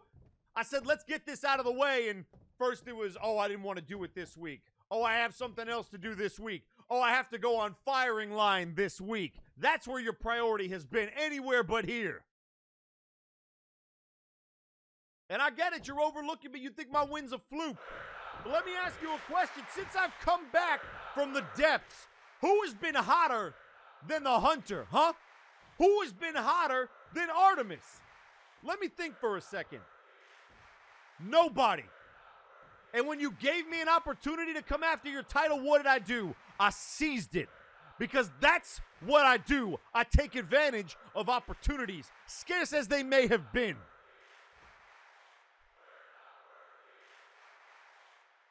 And you're going to find out the hard way that you keep underestimating me, and that belt ain't going to be around your waist for a year. I know that's a big deal to you. You want to make it back to Multivania.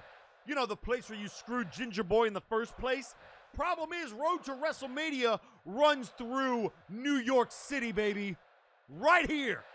So why don't you bring yourself out here so I can say this to your face?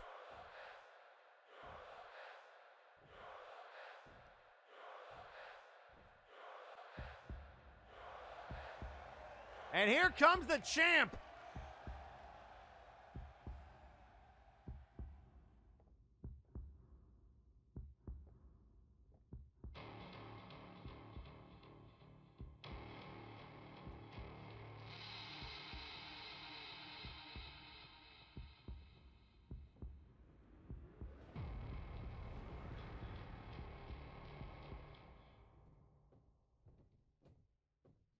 And Nero does not look happy.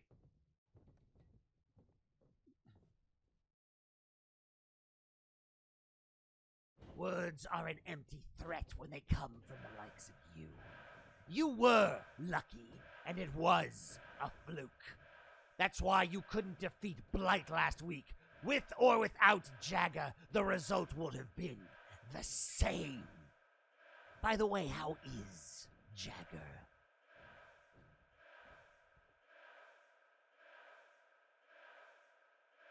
Honestly, I don't think that's any of your business. You need to stop worrying about everybody else except for me. I'm the guy that's going to fight you on Easter Sunday. And I'm the guy that not only am I going to beat you, I'm going to tap you out in the middle of this ring. And then everybody will see that your world title reign has been nothing but a fluke without your boys. That's assuming you got the balls to leave them in the back. I won't need their assistance, but maybe you'll need the assistance of Jagger Blackthorn. It seems like you're the second fiddle. Maybe I should have challenged Jagger to a match before you ever got in the line. At least he's proved something to me.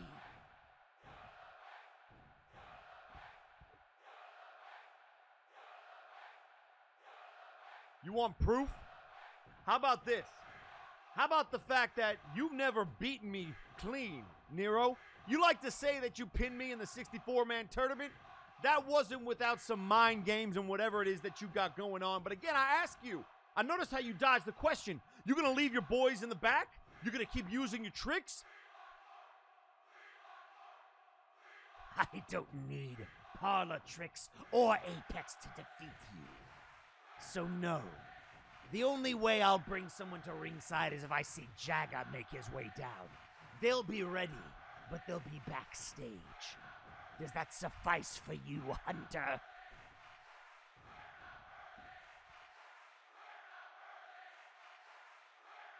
Good. Because I'm going to say this right here and now, and I'm going to say it to your face so that there's no misconstrued message. I know that I can beat you.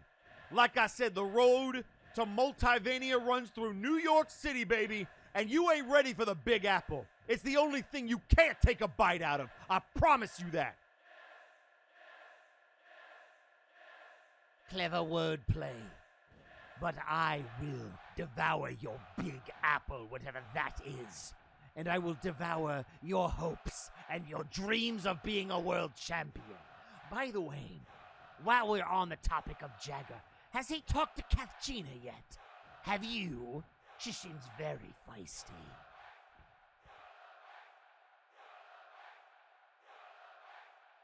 You know what? I'm not going to let you keep putting Kathchina in between us. How about you focus on me, boy? Oh, and here we go. Artemis has had enough. Artemis is going after the champion. Sick and tired of him avoiding him. He continued to invoke the name of Jagger, bringing up everything but their title match, and Artemis has had enough. Talk hit, get hit.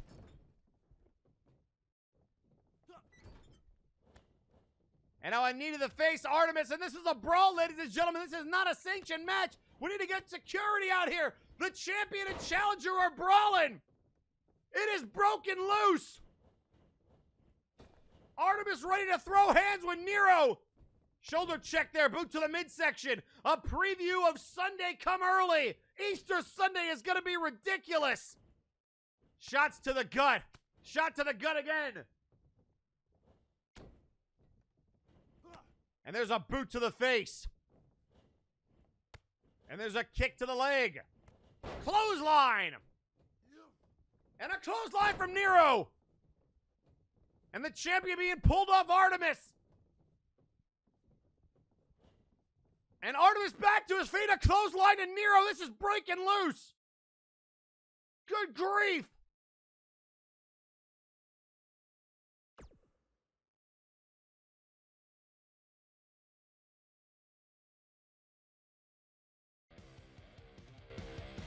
And folks, coming up next, time to pick your poison. Scott E. Stevens edition. And that match is next.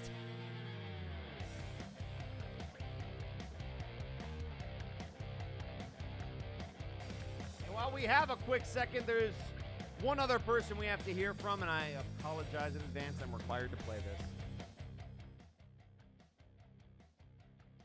Friday night flashbang.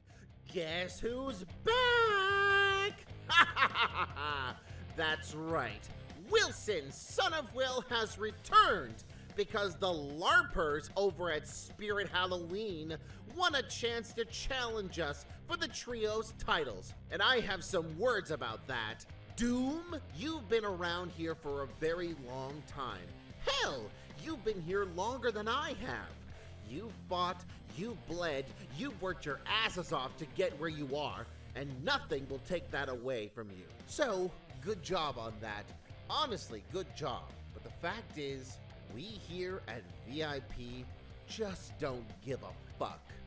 We don't care if you deserve it. We don't care if the smarks think you haven't got the reward you deserve. Because the fact is, Doom, we deserve it more than you.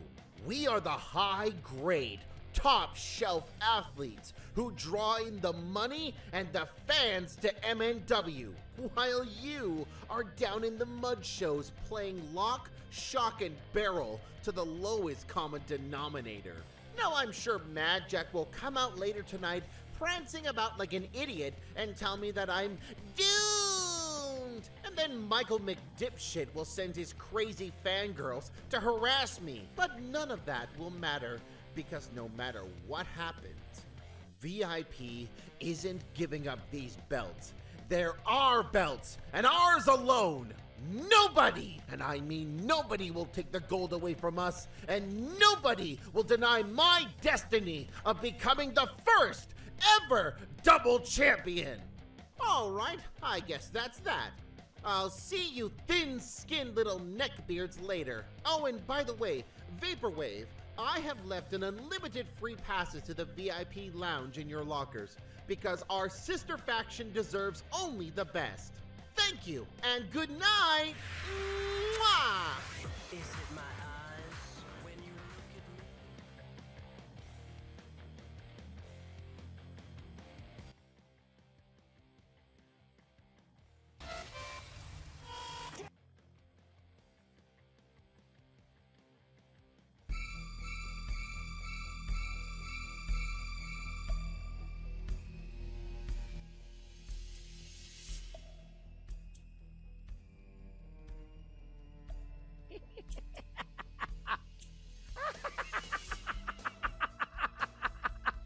Well, you're already wrong, Wilson. I'm here now! But no, you are so wrong. Oh, you're almost annoyingly wrong.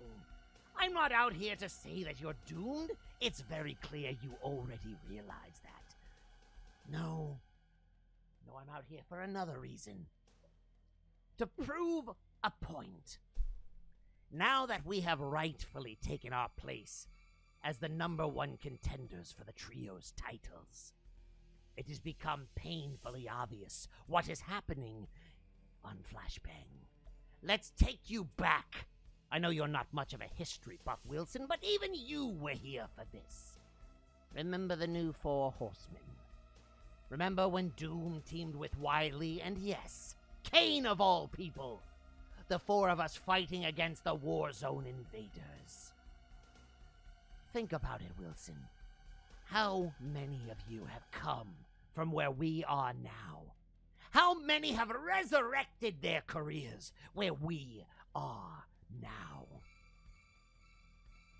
You say that you are the trio's champion and you don't give a... what was the word you used? Fuck about anything we have to say. Well, let me let you in on a secret. You're not just doomed, Wilson. You're going to be exposed. VIP is going to be exposed as a fraudulent trio. As you duck matches and hire mercenaries to do your dirty work. Meme is out here getting the job done. But you, most of all, Wilson, need to think about the possibility that you just might lose. Because if you do, it will prove what we have said all along. what everyone has secretly known. That you have always been the third wheel, the replacement, the joke. More so than anyone has ever been. A jester, you embody it, Wilson. At Breakdown 6, Doom will expose you as nothing more than the third wheel, Edward Bosco fill-in that you are. And then, we will take what you hold most dear. So yes, you are doomed, and we'll see you there.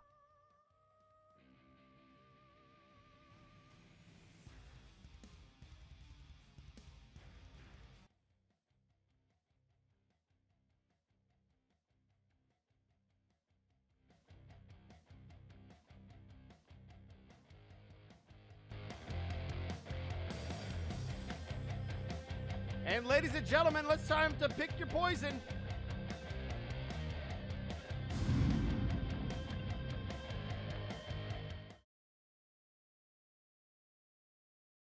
The following contest is a Pick Your Poison match scheduled for one fall.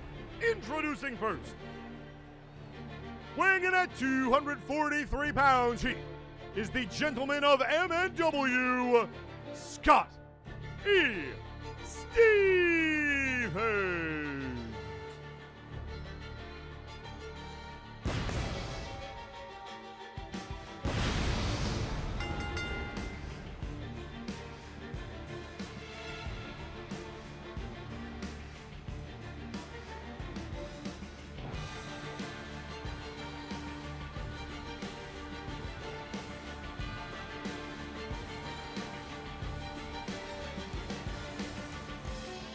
So Scott E. Stevens making his way to the ring, and this will be interesting to see who Apex, or rather Labrys, has chosen for Scott to face.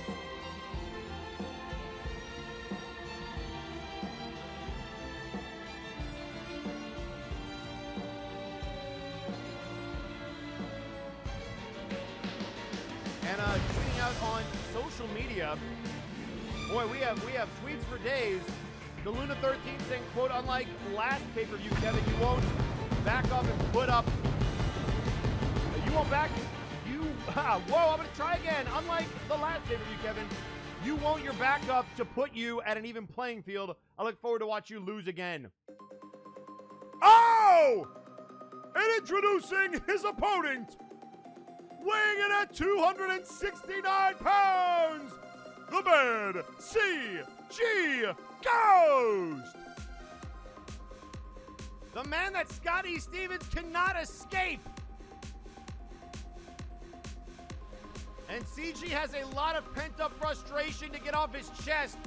I don't know if I'd want to be in the ring with him if I was Scott E. Stevens. I mean, they have a long history, but Ghost just found out that it was CGR Killer who ran down the Punk Master Ghost in a Breakdown 6. He will be in an 8-man tag and get his hands on that man, along with Darren Eldrazi, Jack the Questionable, and Red Star Roman.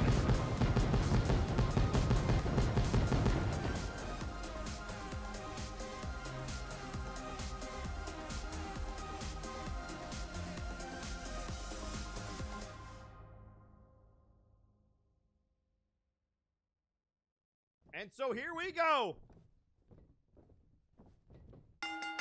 Little surprised he didn't pick his brother. Oh, look out, ducks the clothesline boot to the midsection, and a clothesline over the top rope. And CG got, wow, CG actually talking trash. One. Oh, and a clothesline. 2. 3. And now an elbow to the knee, shot to the face, and a running bulldog. 4. And now an elbow, 5. elbow, and another elbow. 6. And now CG grabbing 7. Scott, and back into the ring we go.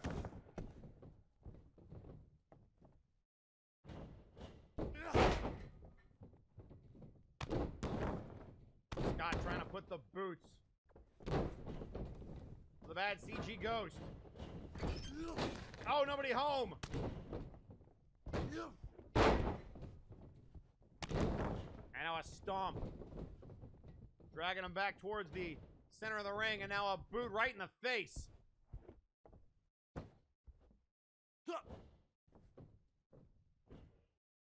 And I will say, if there's anyone that knows how to counter the Master Lock, it's a man who's been in there with Stevens on numerous occasions, the bad CG Ghost. And look at this, of course, just taunting.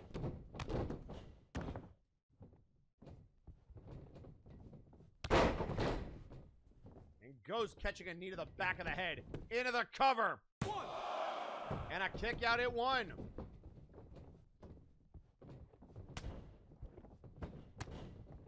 And now a right hand Ghost. Look out here. Head scissors takeover.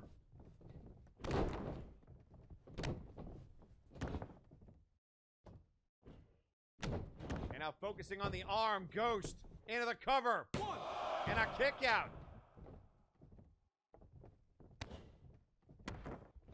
And now look out here. Looking for the leg drop.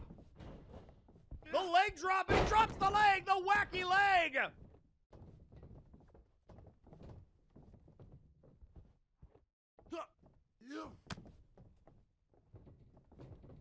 And now look out here. Clothesline blocked.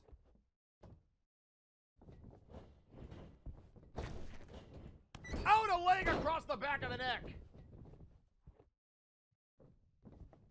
And now into the cover. Looking to keep down Scott. This could be a huge upset and a kick out. And now another kick. Oh, and look at him. Scott loves to do that to other people, and CG Ghost mimicking Stevens. And now turning him around. Look out here. Roll up. Roll up. CG with the roll up 1 and a kick out.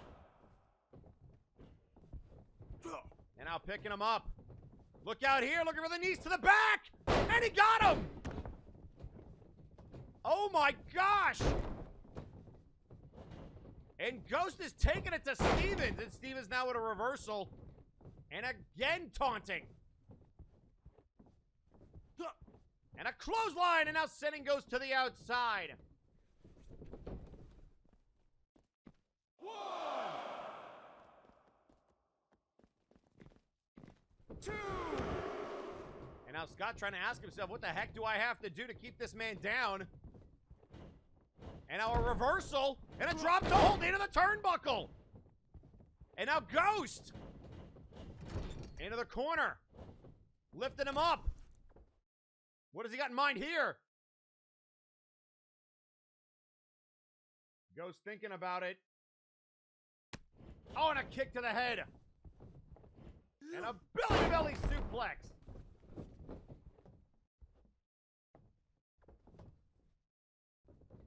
And now right hands. Right hand.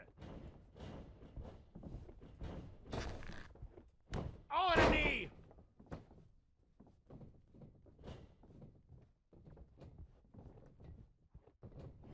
And now into the corner. Clothesline. Thought he might have been setting him up for that jumping arm breaker. And now again, the foot to the face.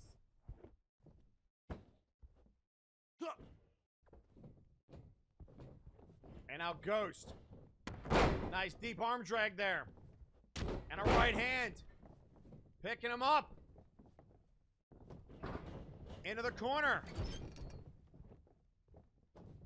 And now a reversal. And now it's Ghost up to the top. And look at it. Oh, and he just threw him out to the concrete floor. Stevens is getting frustrated. 1, 2. And a right hand. Ghost trying to get back in the ring, and he does. 3.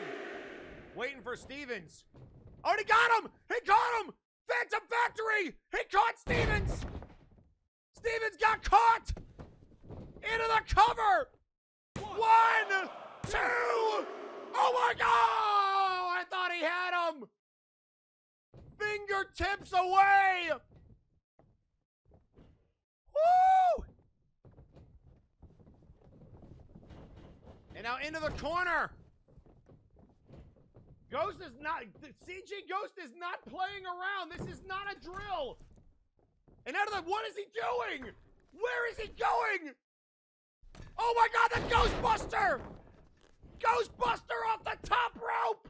One, two! No! And he can't believe it!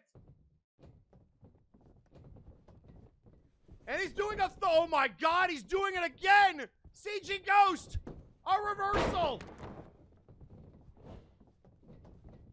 And a knee to the arm! And then there's a shot to the head! And a tilt-a-whirl head scissors! And a fist drop!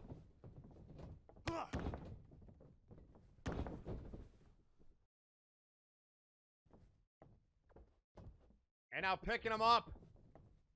And now, oh, look out here! Knees to the back! Oh, and he got him! And now where is he going? Dragging him towards the ropes! CG Ghost! Feet on the ropes! Feet on the ropes! Classic Stevens! Oh, and a kick out! Stevens cannot believe it! And now a boot to him, and now was beating the crap out of him.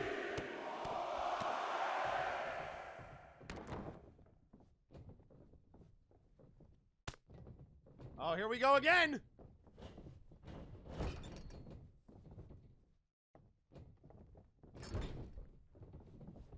Oh, this is bad!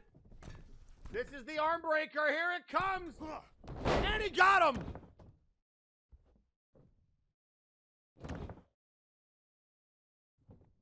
And look at Scott, I think Scott just wants to beat the hell out of him.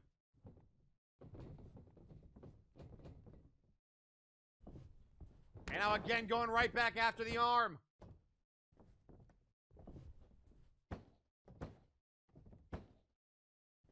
CG trying to power out of this.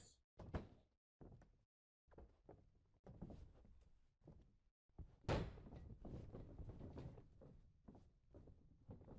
now Steven's trying to figure out what he wants to do next, and it can now continuing to work over the leg. And Ghost knocks him away. And now look out here. Jawbreaker!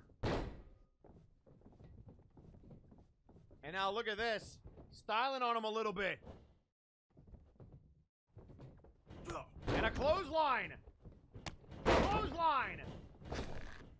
Oh, and he got him.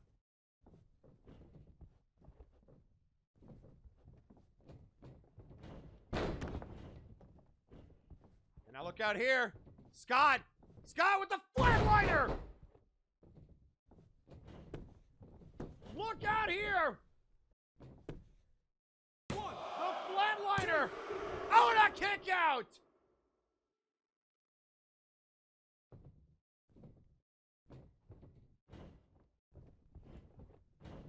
And reversal by the Ghost. And the Ghost putting the boots. This has been, oh, there's the leg! Dropping the leg! Into the cover. 1, 2. And a kick out. And now it goes picking him up. What has he got in mind here?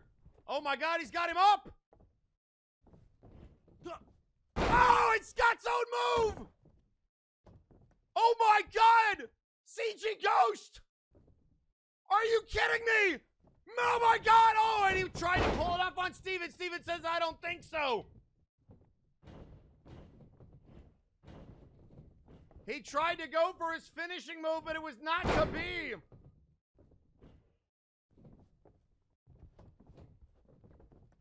And now look out here. Oh, and Stevens did it right back to him. Stevens does it back to him. Ghost's own move. And a snapmare!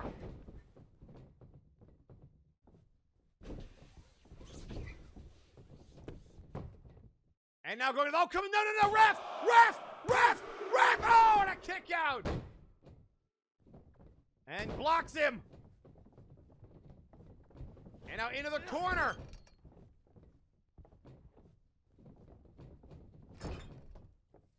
And now, oh, no. Oh, and he got caught! He got caught! Leg grapevine on Stevens! Stevens in the leg grapevine and he's bleeding! Stevens, is he gonna tap out? He boots him right in the head. Oh, he got him! He got him! Oh, and down goes Ghost! Down goes CG Ghost! 1, 2. Oh, and he kicked out! Ghost says, I cannot believe what we just saw!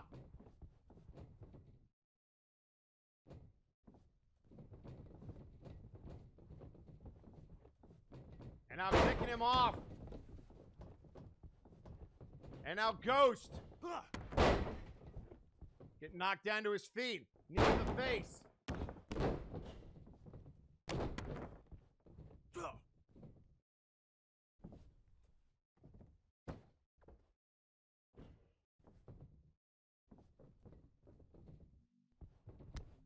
And now trying to wrench the head of the CG Ghost. Oh, and a rake of the eyes. And now a half Nelson. Knee to the back. And now into the turnbuckle. Oh, and a reversal! Reversal! Reversal! And now into the corner. And again reversed.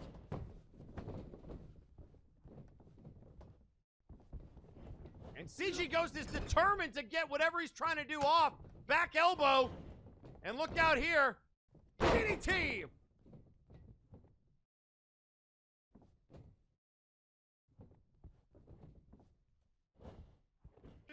And if you're Labrys, you gotta love seeing this, even if Stevens pulls out a win.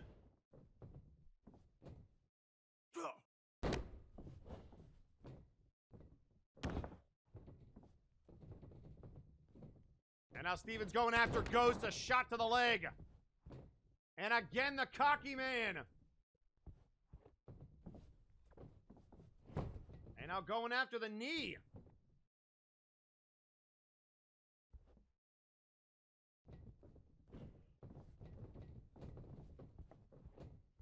Oh, this could be bad news. This could be very bad news, setting him up. Oh, he's got him, Phantom Factory. No! No!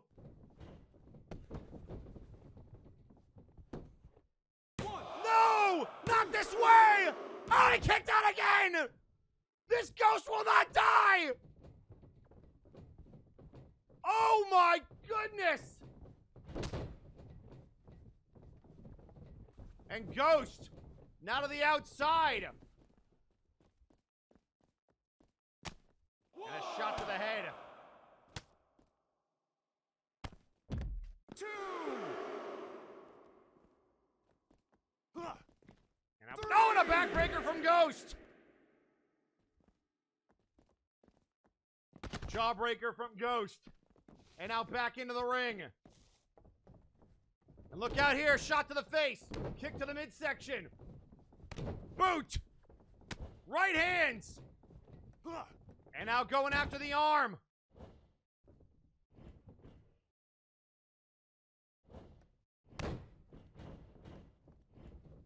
And now what has CG got in mind here? Going after the arm. And now poised and ready. One more factory maybe. Incoming. Oh my God, Masterclass! He hit it! He hit it! Turnabout is fair play! Stevens with the class act just got dropped! Oh, and he got him! I can't believe it, he got him with his own move! CG Ghost is not playing around! Here is your winner, the Bad CG Ghost! The class act! Stevens had hit the ectoplasm! Those knees to the back on Ghost. Ghost tried to go. He tried to go for that flatliner once, but he hit it again.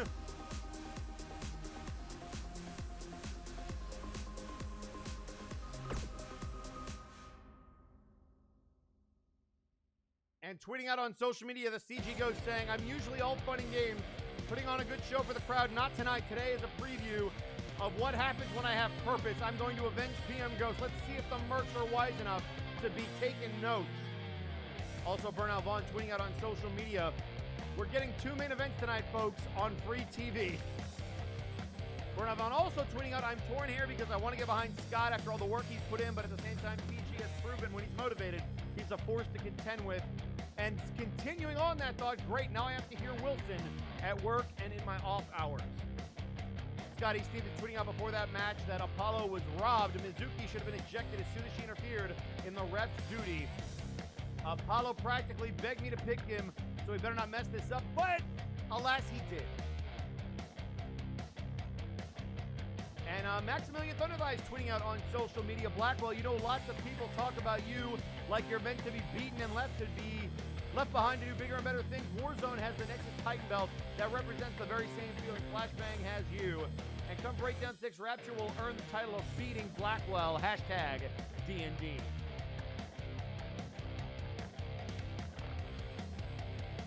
And coming up next, folks, we are going to hear from House Caliban.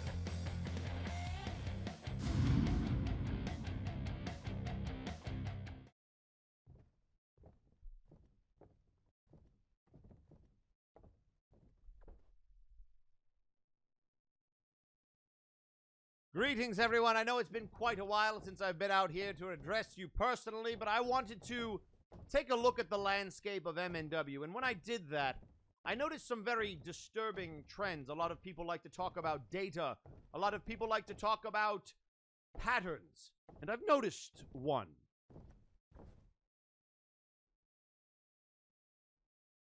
I've noticed that when you want to make a name for yourself, you attack House Caliban, whether in its current incarnation or even just the creation or the time bandits that have come before us. Everyone tries to make their name at our expense. I've noticed this.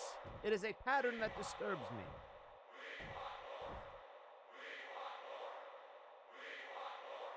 In faction warfare, House Caliban showed the NWO that if you want to pick a fight, you had best be ready for it. And they, of course, were not. They were judged and found lacking. That being said, I do not believe that they represent the majority of MNW. The other thing I noticed when I took a look at the landscape of MNW is that House Caliban currently is without direction for Breakdown 6. And there is typically a very easy solution to that problem. And that's why I'm out here, to rectify it.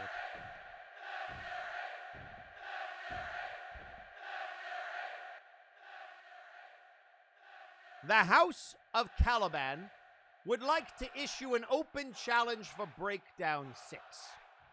I'm not going to add any specifications. I'm not going to add any particular number of people we're challenging. I am simply going to leave it out there because I and my inquisitive mind are curious as to who will step up, how many will step up, how many dare to test themselves against the Flashbang measuring sticks, the House of Caliban.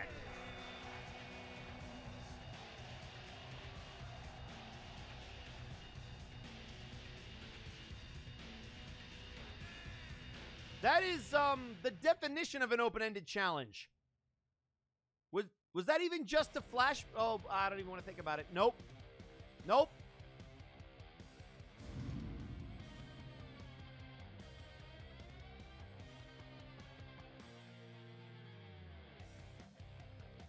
And folks, coming up next, Helix is in action against Tigeri.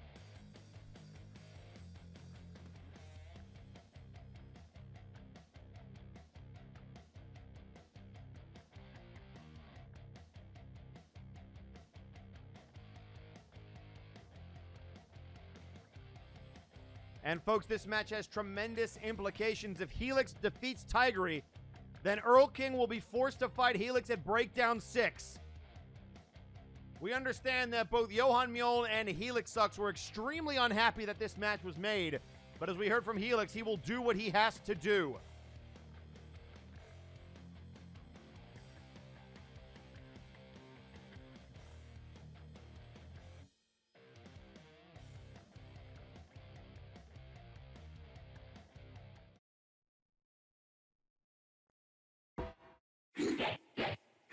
The following contest is scheduled for one fall. Introducing first, representing the Empire of Terror, weighing in at 187 pounds, Tigeri.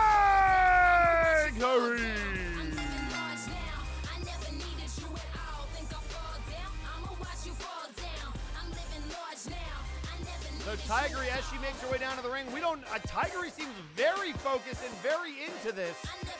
As you would expect, she is a Flashbang competitor. There are no gender lines drawn on Friday Night Flashbang. This is not out of the ordinary. It just doesn't feel right. Something about the way Erlking enjoys making people go through these steps and torturing people for a result. It just, gender aside, size aside, nothing about this feels okay. And introducing her opponent, weighing in at 405 pounds, he is death itself, Helixux.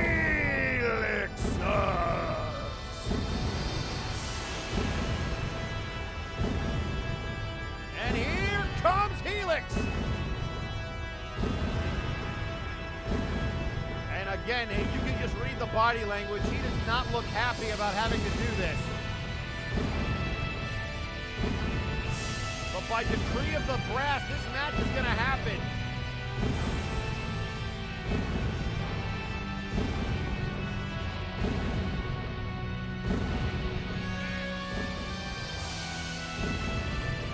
Just see the size difference, 187 to 405. Helix is a close to 7-foot monster. Tigeri, a shade under 5'7" last I checked. She is quick though. This is an underdog story if I have ever seen it.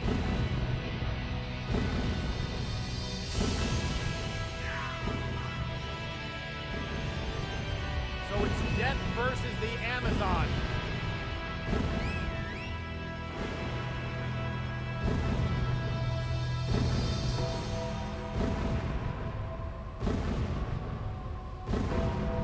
Comes for everyone, and tonight it comes for Tigeri. We have had some huge announcements with implications for Breakdown 6, but none more so than the matches to come. Will Helix get his hands on Erlking? Can Erlking win the interdimensional title from Wai Li? And ladies and gentlemen, coming up next, the Tornado Tag Team match to determine the #1 contenders for the Bone Warriors, and here we go! Yeah, you can read it all over Helix's body language. Now Tigeri slowly coming out of the corner, trying to bait Helix. And now Helix saying, if you do this, you're gonna die. And now Tigeri is mocking him. Did you see the cutthroat? Tigeri mocking Helix. And a kick to the face. And Helix rolling out of the ring. He wants no part of this. And now drops off the apron. And Tigeri again refusing to let him go about his business. She has been all over him from the opening bell. And now a reversal. Headbutt ya. Headbutt ya. And now setting her up over the top rope. And a right hand.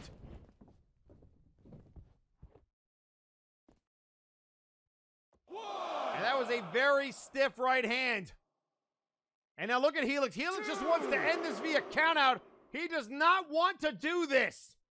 3. Up to a count of 3, telling Tigeri to stay down. And she is refusing. 4. Tigeri is a competitor at her heart. And Erlking is somewhere smiling at this. And now back in the ring. And immediately kicks and elbows to the head. And she's taking it to death again.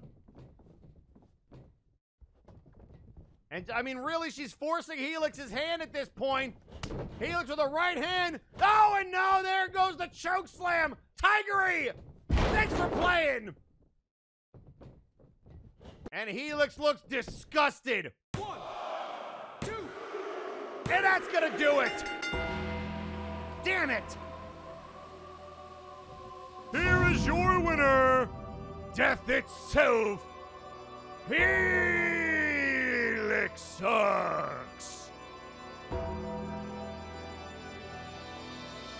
And Death looks pissed off.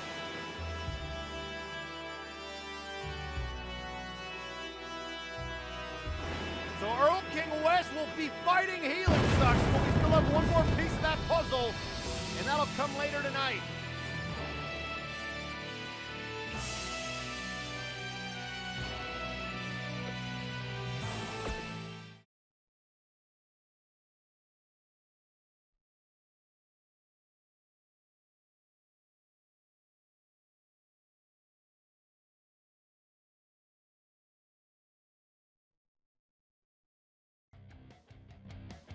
And folks, as I mentioned before, coming up next, tag team action.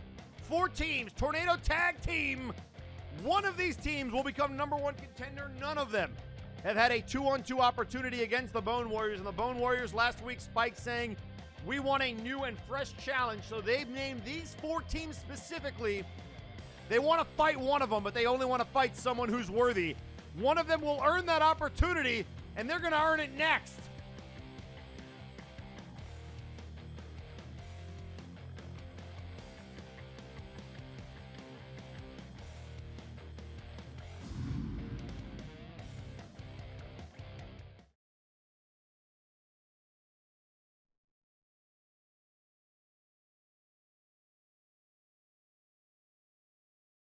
The following contest is a fatal 4-way Tornado Tag Team match, and it is for the #1 contendership for the Flashbang World Tag Team Championships. Introducing first, at a combined weight of 652 pounds, the team of Big Rock and Huge Mane, the forces of nature.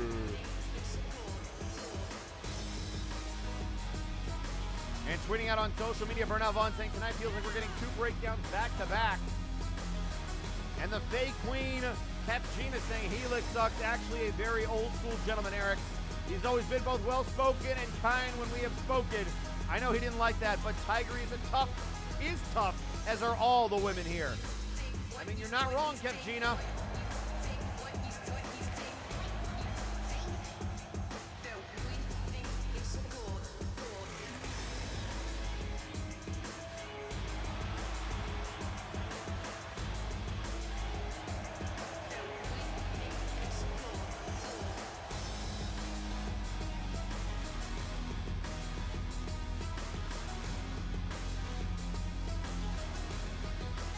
Folks, we appreciate you sticking with us here on Friday Night Flashbang, the go-home show, as they like to call it.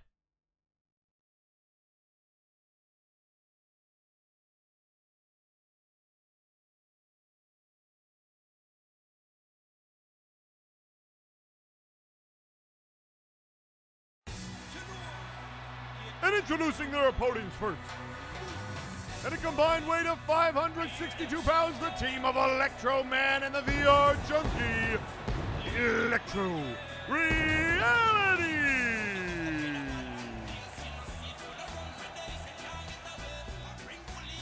Again, if anybody can tell me who the Junkie is talking to, I'd appreciate it.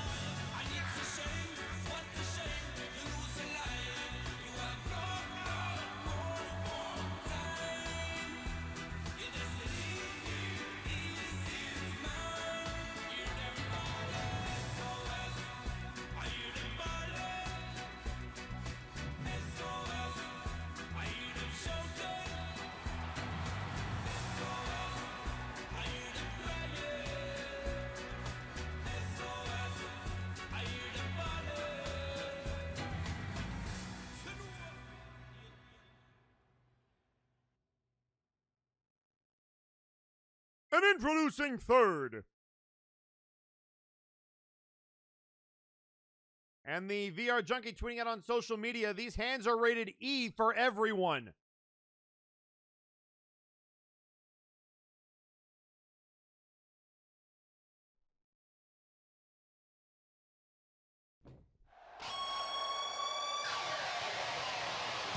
Making their way to the ring at a combined weight of 525 pounds, the team of Samuel Manatee and Suicide Gemini, Hell's Kitchen. And here comes a team that has been in multiple tournaments. They've had multiple opportunities to get a #1 contendership. They've never been able to get over the hump. Is tonight the night for Hell's Kitchen?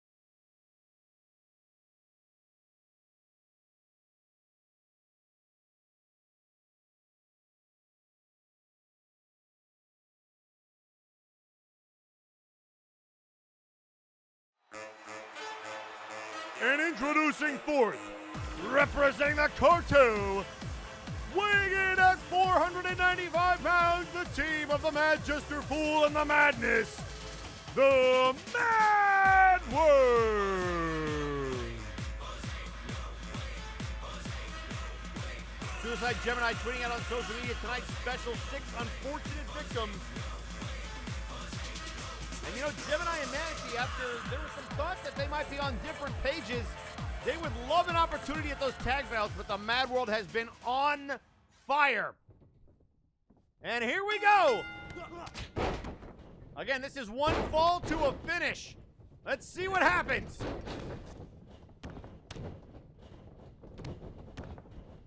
And a right hand of madness from Big Rock.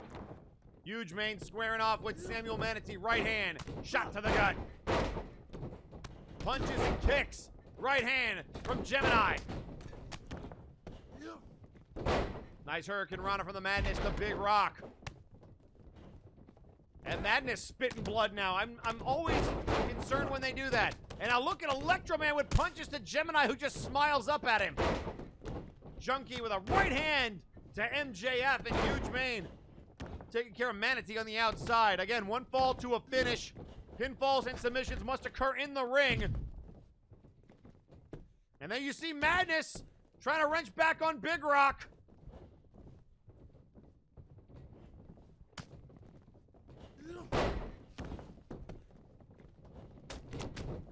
Anything can happen in these multi-man matches. 4 teams, 1 opportunity. Gemini choking out Electro Man in the corner.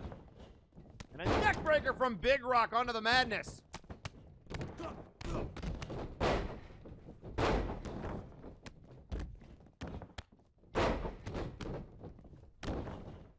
And now head first off the side of the apron.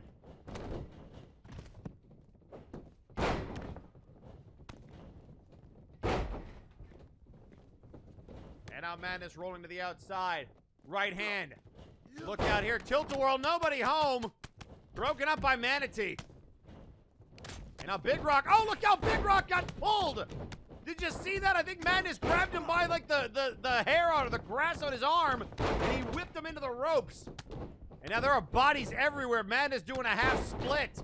Oh, and he just got hit in the face by VR Junkie. And now delivering right hands with a little bit of a swagger. Look out here. Huge Mane with the Regal Plex.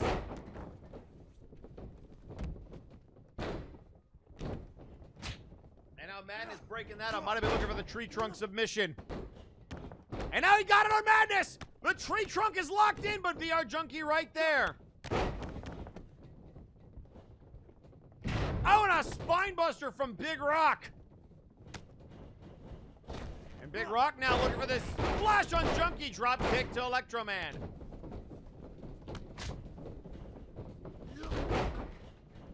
And now setting Big Rock up over the top rope. Right hand to the outside.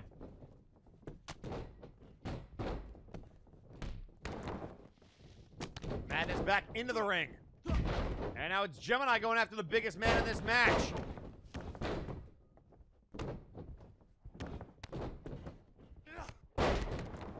And now, oh, and a knee to the face. And tweeting out on social media, Alexis Edmonton saying, quote, Alexis Edmonton here on behalf of the merch stand as part of the offered boon for eliminating Cleaver. All of my merch is now signed and on sale, including tees and play helmets, which I only just learned was a thing. Grab them while you can. And a look out here! Fall into despair on Big Rock! Fall into despair, the frog splash into the cover! And broken up by Electro Man, who also takes out Huge Mane.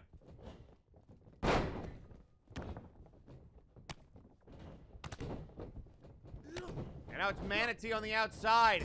Looking to drop the Junkie with a Brainbuster.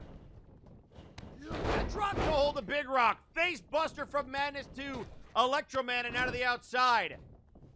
Madness to the top rope. Madness looking to go like Gemini and fly. Look out here, double moonsault! The Chaos moonsault! Into the cover! And saving his partner is VR Junkie. And now a knee to the face. And now Gemini looking to turn over Big Rock. Big Rock's been busted open. And broken up there by the Junkie.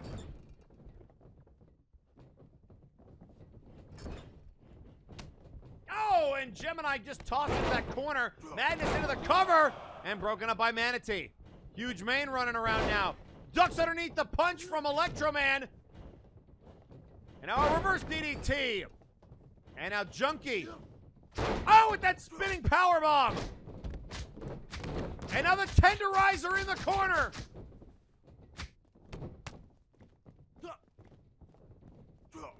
Oh, one for flinching. And the discus clothesline reversed by Huge Mane. And now Junkie looking to put down Mad Jester Fool. Right hand from Electro Man. And down they go.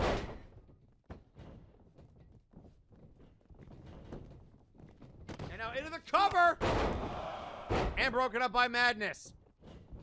Bodies are everywhere. Oh, and a right hand. And a chop, and then a boot to the face of Big Rock by Manatee. There's a cover by Mane, broken up by Manatee. And now Junkie headed to the outside. Knee to the back of the head of Manatee. And there are bodies everywhere. Gemini says, where are you going, Madness? Get back up there. Oh, and there's the bombshell cards. Manatee's busted open. Big Rock trying to steal the pin, and that's not going to work. Now a DDT from Gemini.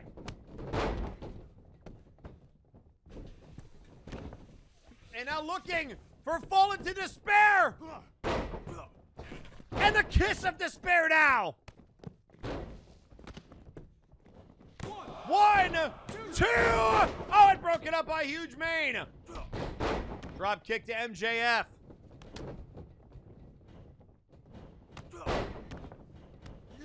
And now a kick away the leg. Gemini catching Madness, sending him into the top rope. Junkie putting MJF in the corner. And now a nerve hold on Big Rock. Huge Mane. Oh, what a splash by Junkie.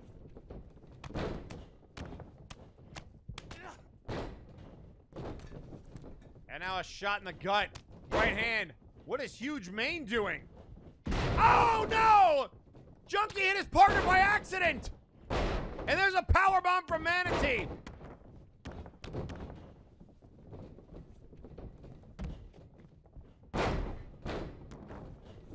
Oh, and a flashback there from Gemini.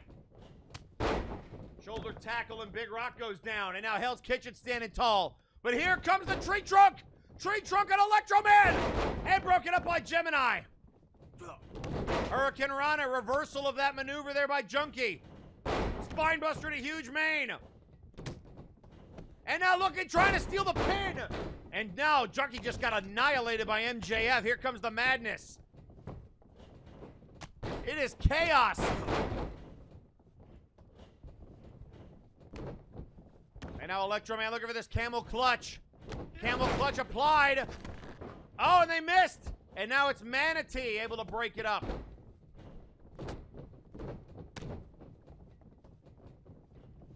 Oh, look out here. Oh, and a chop from Madness. And now rolling through. Oh, and there's the Electro Slam. Into the cover, broken up.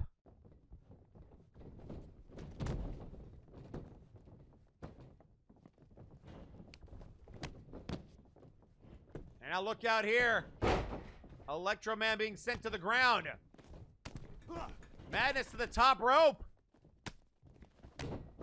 And now look out here. Look at Gemini. Gemini with a stomp. And now Huge Mane, look out! Overhead belly to belly suplex. Did you see him leapfrog up there? And now Gemini looking to tap out Electro Man. He got him! Hell's Kitchen wins! Gemini taps him out! Here is your winners, the team of Samuel Manatee and Suicide Gemini, Hell's Kitchen! Hell's Kitchen finally does it! They've climbed the mountain!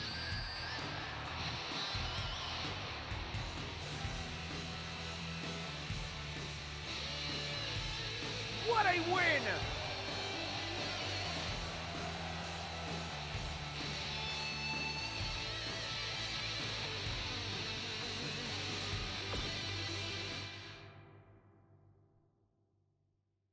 Suicide Gemini comes up in the clutch.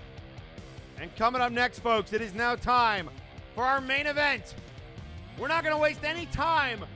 Wai Li defends the Interdimensional Championship against Erlking Wes. This is going to be insane.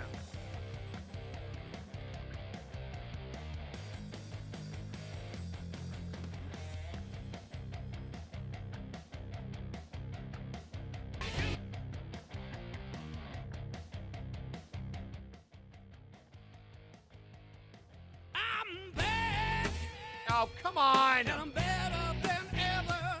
Got a knack for making things better. Face facts, 'cause your opinion don't matter. This a maniac is gonna step on whomever.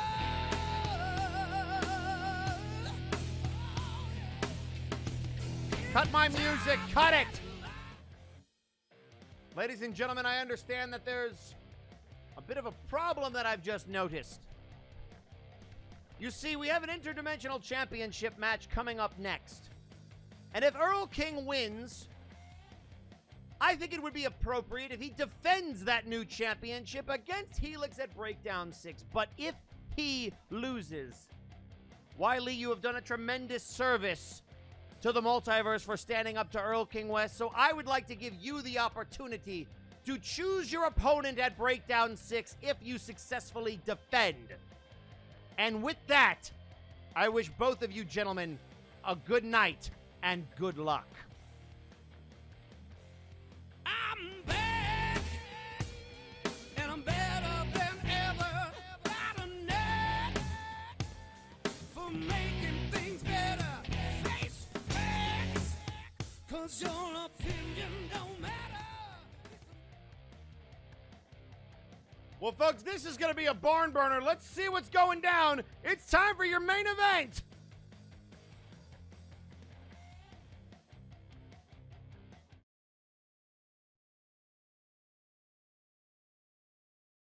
The following contest is scheduled for one fall, and it is for the MNW World Heavyweight Championship.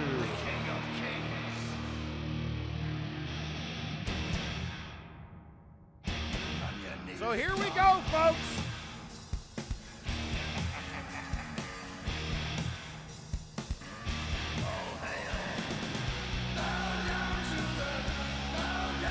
So Erlking with an opportunity to win his first singles title in MNW.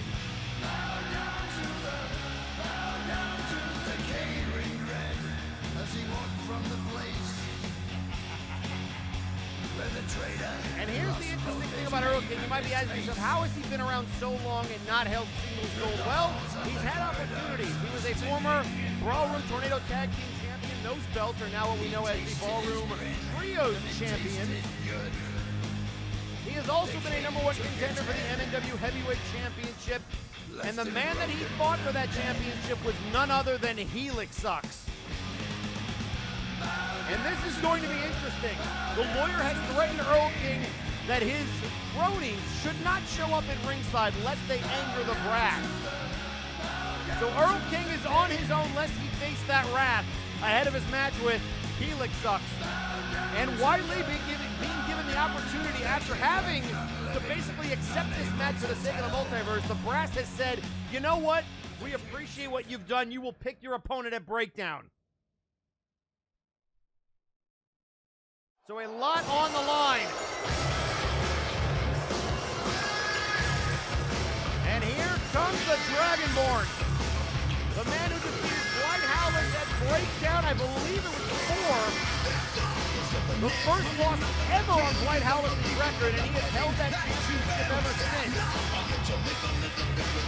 And Wai Li is not happy about the way that this match came about. Erlking said, I will unleash the hell upon the multiverse that you have never seen before if you do not accept my challenge. And so, begrudgingly he has.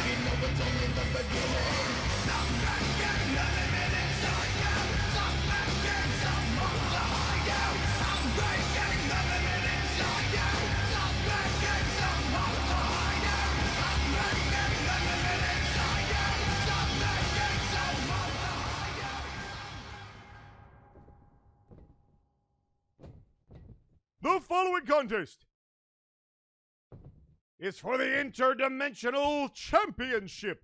Introducing the challenger. Weighing in at 255 pounds, he is the leader of the Empire of Terror and the Fey King, Erlking Wes. And in this corner, the champion, weighing in at 251 pounds, he is the Dragonborn and the Interdimensional Champion, Wai Li.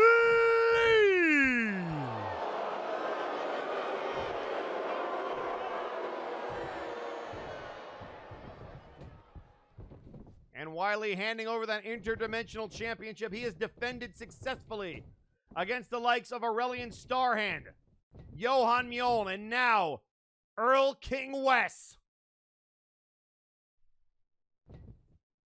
And tweeting out on social media just ahead of this match, Burnout Vaughn saying, quote, one of the hardest fighting champions in the multiverse, brace yourself, Wes. And OmniGeek saying, quote, the brass, they better hope they don't anger me. And here we go, right out of the gate, Wai Li. Who do you like? Do you like the Fey King or the Dragonborn? Place your bets, get out your bingo cards. It's gonna be a ride. And oh, what a spinning back suplex.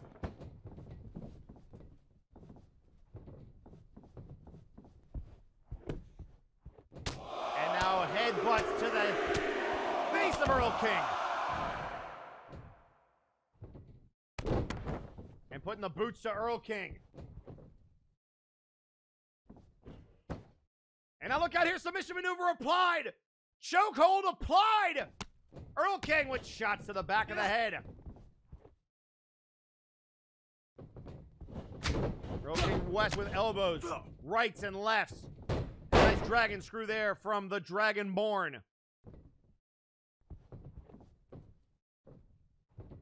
And oh, what a right hand, and into the cover.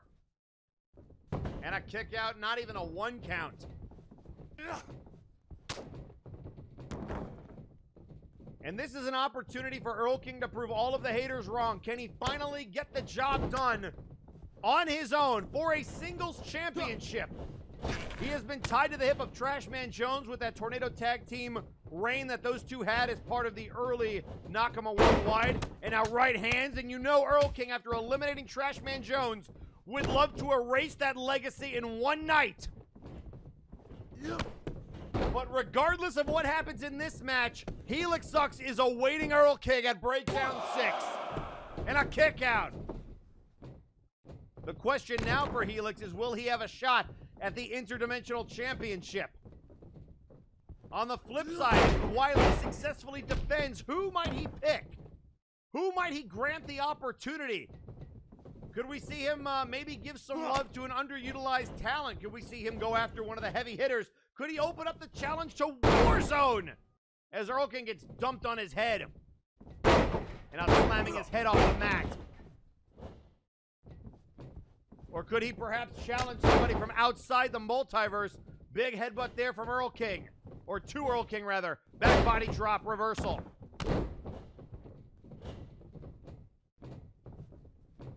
Erlking now with a reverse, or getting hit with a reverse DDT. And it is strange to see no one at ringside with Erlking. He normally has an entourage of Empire members. He is all alone. And now here's this wheelbarrow neckbreaker.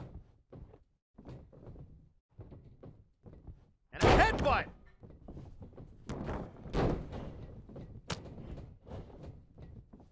And now a side headlock rolls through. Hit the leg. Oh, and a knee to the knee. And a kick to the head. We have heard earlier tonight that House Caliban has issued an open challenge for Breakdown 6. We know that Brawl Kaiser will be in a Get Off the Schneid match for his Flashbang livelihood. We also know that the Bone Warriors will defend the Tag Team Championships against Hell's Kitchen. And now look at it. Oh, and there it is, the Void Slam! Void Slam of Lord V! And that sets up Erlking perfectly for trapped under ice. Oh! The Glacial Cascade rushes over him. And now into the cover, count of two, and he almost got him.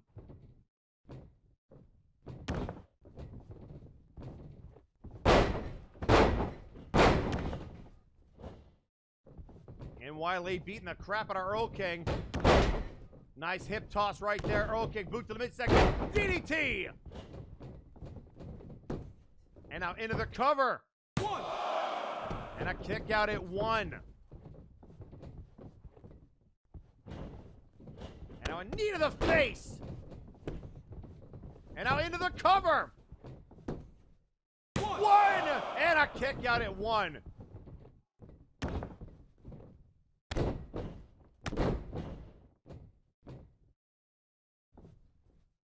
And now Erlking trying to wrench the head of Wai Li, a big back elbow. And now rolls through. Sweep of the leg.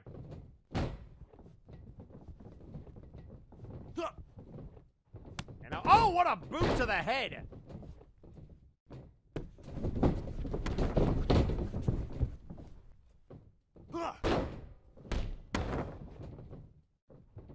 And now Wai Li trying to focus on the leg of... Or rather, Erlking trying to focus on the leg of Wai Li. Wai Li getting his knee driven right into the mat. Now there's a shot to the face. And I'll headbutt you, is what Wai Li says. And now taunting Erlking. And that's not a good idea. Boot to the midsection, but it works out this time. And here comes the Luthez press.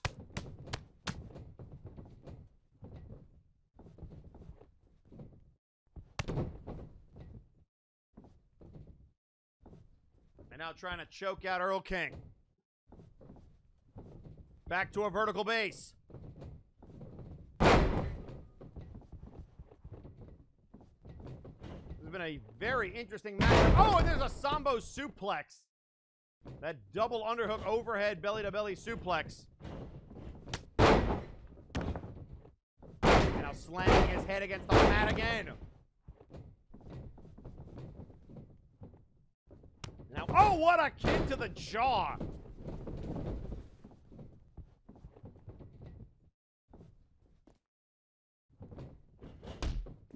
Oh, and a shoulder check.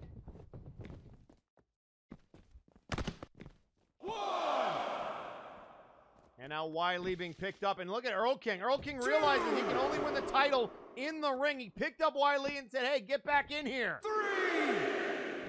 Normally, Erlking would work that count all the way down to maybe even a 9. He might even take a disqualification or a count out, but that will not win him the belt here tonight. Into the cover. 1. Erlking has really turned the momentum in this match the last 3 or 4 minutes. And now going to the corner looking for Hearn's charge. Wai Li could be in trouble. Here comes the spear. He jumps over him. What athleticism by the Dragonborn. And now it's Wai Li's turn. Boot to the midsection, and here comes the White Lotus! White Lotus on Erlking! Erlking with nowhere to go! Erlking locked in it, and now these knees to the face. Great work by our camera crew. Getting right in there, seeing those blows bouncing off the temple. Clothesline to Wai Li.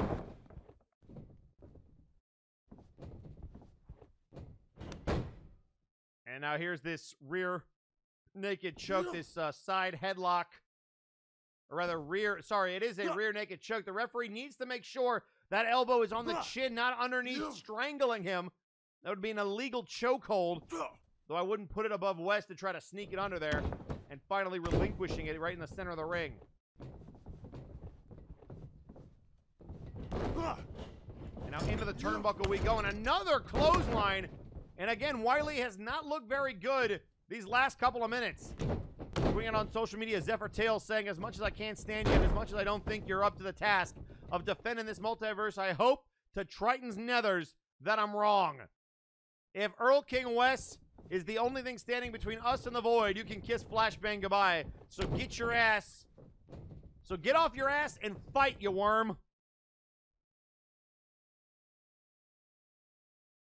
And now putting the boots to Wai Li. Turning him over again, and Erlking desperately wants this belt and a kick out again.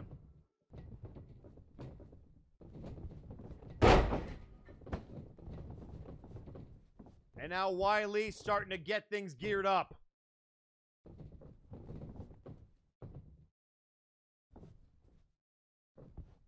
And now look at this straitjacket-like maneuver, similar to that rear naked choke, but now using Erlking's own arms to try to slow down the pace of this match. And Erlking able to spin out of it, now trying to fight back to a vertical base, and tosses Wai Li. Right hand from Erlking. Oh, and look out here! Wrath of the Goblin King! Got him! And Erlking deciding not to go for a pinfall after that. Big uppercut from Wai Li and headbutt ya!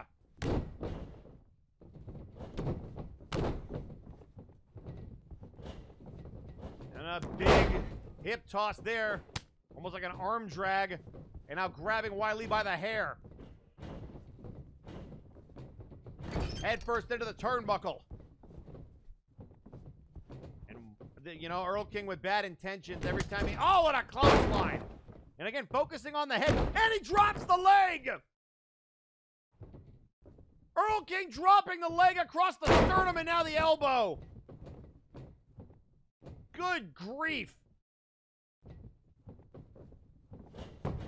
And now into the cover. This to win the interdimensional title. No. He calls that the red cap.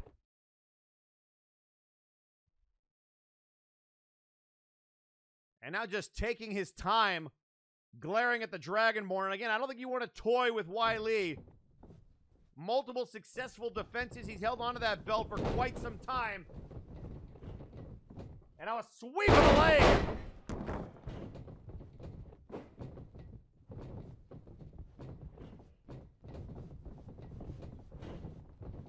And now Wai Li. Body shots to Erlking, sending off the ropes. Oh, and a headbutt to the gut. And a headbutt to the face. And he's banging his head right up against the canvas, and Wai Li looks incensed. Remember, Erlking got this match because he threatened to invade the multiverse with something.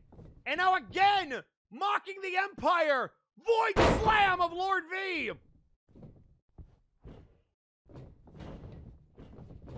And a shoulder check from Erlking. Shoulder check to Erlking. Back and forth we go. And now focusing on the arm. Again, folks, this is your main event Interdimensional Championship on the line. Erlking will go on to break down 6 to fight Helixux no matter what the outcome of this match is. Wai Li to pick his challenger if he defends successfully. And now putting the boots right to the leg of Erlking. And the referee making sure Erlking can continue. Wai Li has been absolutely on fire, and now into the cover. 1, And a kick out at 1.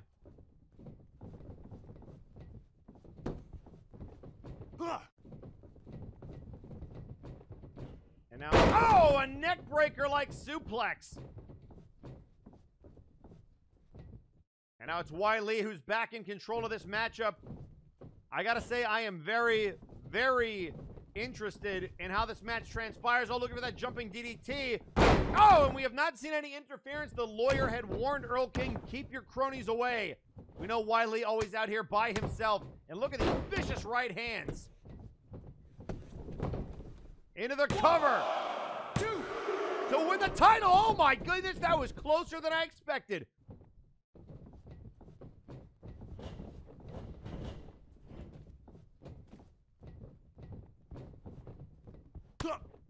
And now shots on the chest.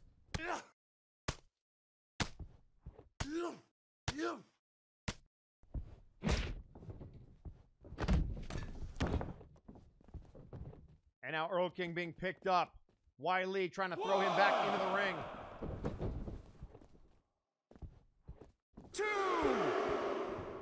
And now Wai Li looking for a splash. Look out here. Oh, over 240 pounds across the chest. 1! And now again, 2! Rolling him into the ring. And again, Wai Li setting him up. Wai Li looking for a second splash onto that hard part of the apron. 1! And is he going to go for the trifecta? Erlking looks like he's out on his feet. And able to get it back up to a vertical base. Erlking ducks the clothesline, or rather the punch. Sends Wai Li in. And a fireman's carry. Right hand. Double axe handle, and now the headbutts.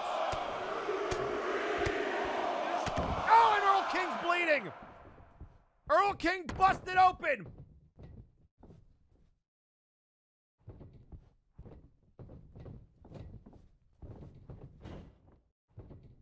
And now Wai Li. Headbutt to the sternum. And Wai Li looking again for the glacial cascade. Looking to keep down Erlking. A second time, the clothesline hits. And now putting the boots to him, and he's just busting open the wound. Wai Li might be looking for the frost bomb. Boot to the midsection. Oh, look, no, wait! Wrath of the Goblin King! Erlking's own move! Erlking's own move! Wai Li's gonna beat him with his own move! We saw this earlier! 2, oh, and he kicked out! Wai Li with Erlking's Wrath of the Goblin King. Using that instead of his patented Frost Bomber, going back to the White Lotus.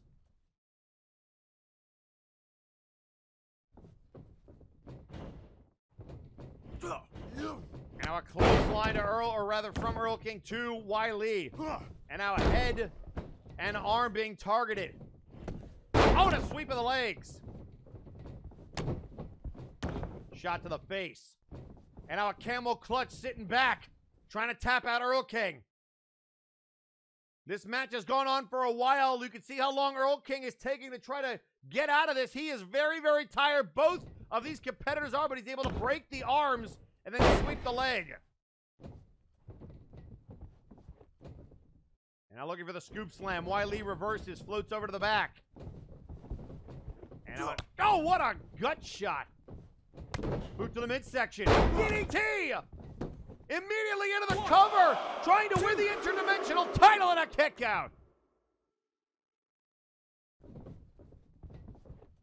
And again, Wes trying to figure out what the hell he has to do. The pressure is mounting. The longer it takes him to finish off Wai Li, the more I would argue it tilts in the favor of the veteran champion, Wai Li. He knows how to win these long skill matches. Erlking has always come up short. And now picking him up again. Oh, and there's the punchline of Ramoon. Ramoon's punchline. Will this be enough? Out of nowhere to hit Wai Li. No! No! My goodness gracious.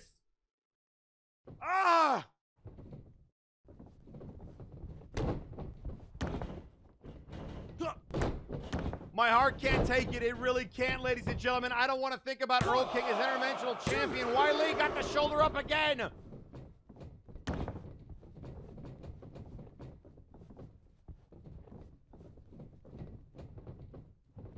And now shoving Erlking away. Clothesline Erlking. And now look at that. Look at him trying to bust open that wound. Into the cover. 1, 2. And a kick out now by Erlking. And a kick to the back. We have yet to see the Frost Bomb. We've seen a Wrath of the Goblin King. Hearn's charge reversed earlier. Glacial Cascade hasn't been enough. He's used it twice. We've seen the red cap, that leg drop from Erlking. If you're keeping score at home, and now looking maybe for a third time for that Glacial Cascade, no thought better of it. And a spinebuster to Erlking. And again, thinking about it, sizing him up. Not right now. Goes back to Erlking, keeps the pressure on. Right hand. Slaps that away. Double shoulder check, neither man giving an inch. Elbow to the head. Knee to the gut. And a spine buster.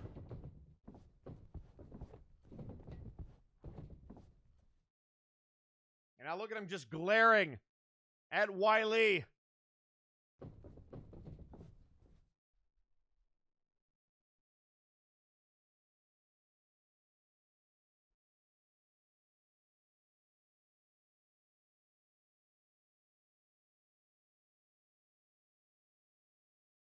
And now Wai Li starting to move. Picking up the Dragonborn. Erlking headbutted him. A Wai Li headbutt. And another one. He does not give a damn about his wound, about the blood, and another headbutt. Erlking with a page out of... Oh, and he caught an elbow. Boot to the midsection. Oh, and there's a Sambo suplex. Turnabout is fair play. Dipping into each other's movesets, the headbutts, and then the Sambo suplex. And oh no, Dragon suplex! Wai Li's Dragon suplex! His foot's on the rope rack! Oh my gosh!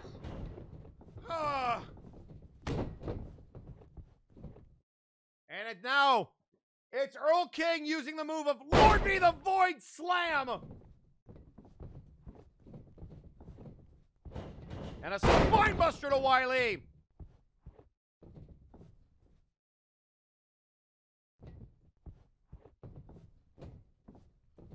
And now Erlking, maybe looking for Hearn's charge? No, he thinks better of it. That was reversed earlier. I can't say that I blame him. Oh no, now he is going to go for it. Wai Li in trouble. Center of the ring. Oh, he leaped it again. Wai Li able to leap it a second time, and now shots to the gut.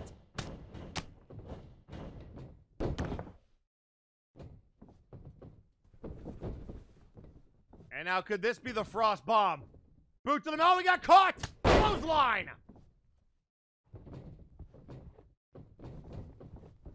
The Frost Bomb reversed.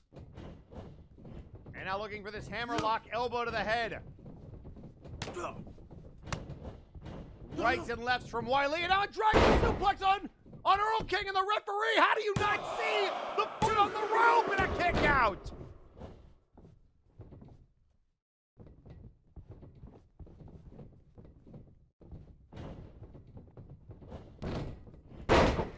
And now a nice hip toss there from Erlking.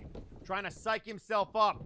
Wai Li using the ropes to just try to pull himself back up. These guys are exhausted. We're over 15 minutes into this match, and down goes Wai Li.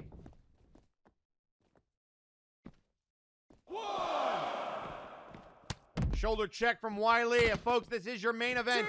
Interdimensional title on the line. Breakdown 6 will be completely reshaped by the outcome of this match, one way or the other. Wai Li now setting him up again for these splashes on the apron. Here's number 1.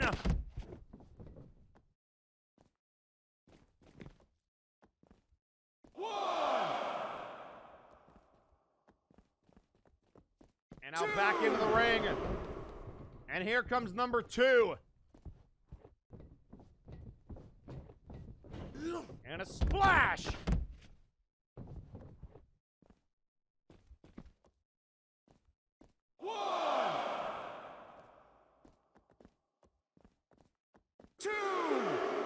And now hold on a second. Back into the ring. Will this be the trifecta? 3. It will be. The trifectas of splashes. Oh!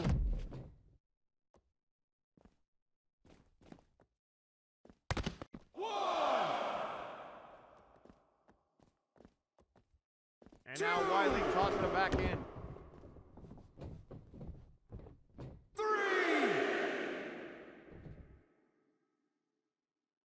4.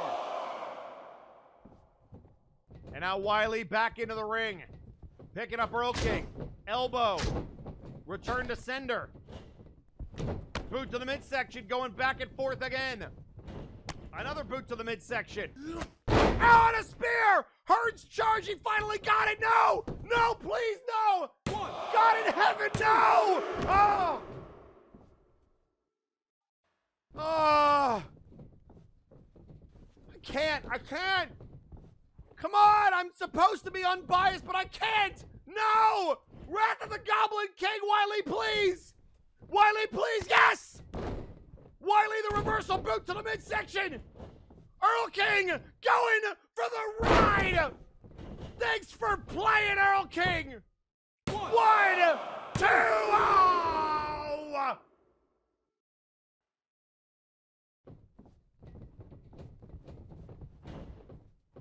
Wai Li had him! Fingertips away! And a clothesline to Wai Li!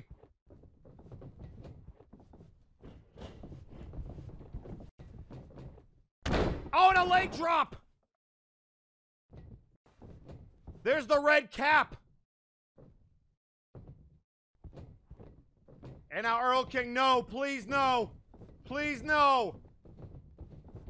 Hearn's charge out of the corner, Wai Li's reversed it twice! Oh, and he got him again! He got him again! Wai Li now into a suplex! Down he goes! Erlking went to the well one too many times, and now the glacial cascade! Oh no, he got caught! No! No! How the hell? No! Wai Li, please! Wai Li, please! No! No! Oh God, no! The King of Kings. Here is your winner, and the new interdimensional champion, the Fey King, Erlking Wes! I can't believe it! His first singles title is at the expense of the Dragon Lord, damn it! As he walked from the place where the traitor lost Damn both it! his name and his face. Through the halls and the corridors, stinking in blood, he tasted his grin, and it tasted good. Ladies and gentlemen, I never thought I would see that image. Left him broken and dead.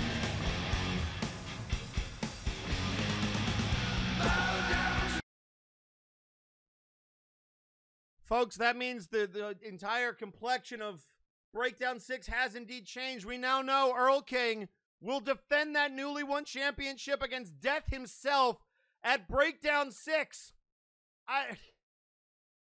I am at a loss for words with what we just saw. I guess congratulations to the new champ, but damn it. Damn it!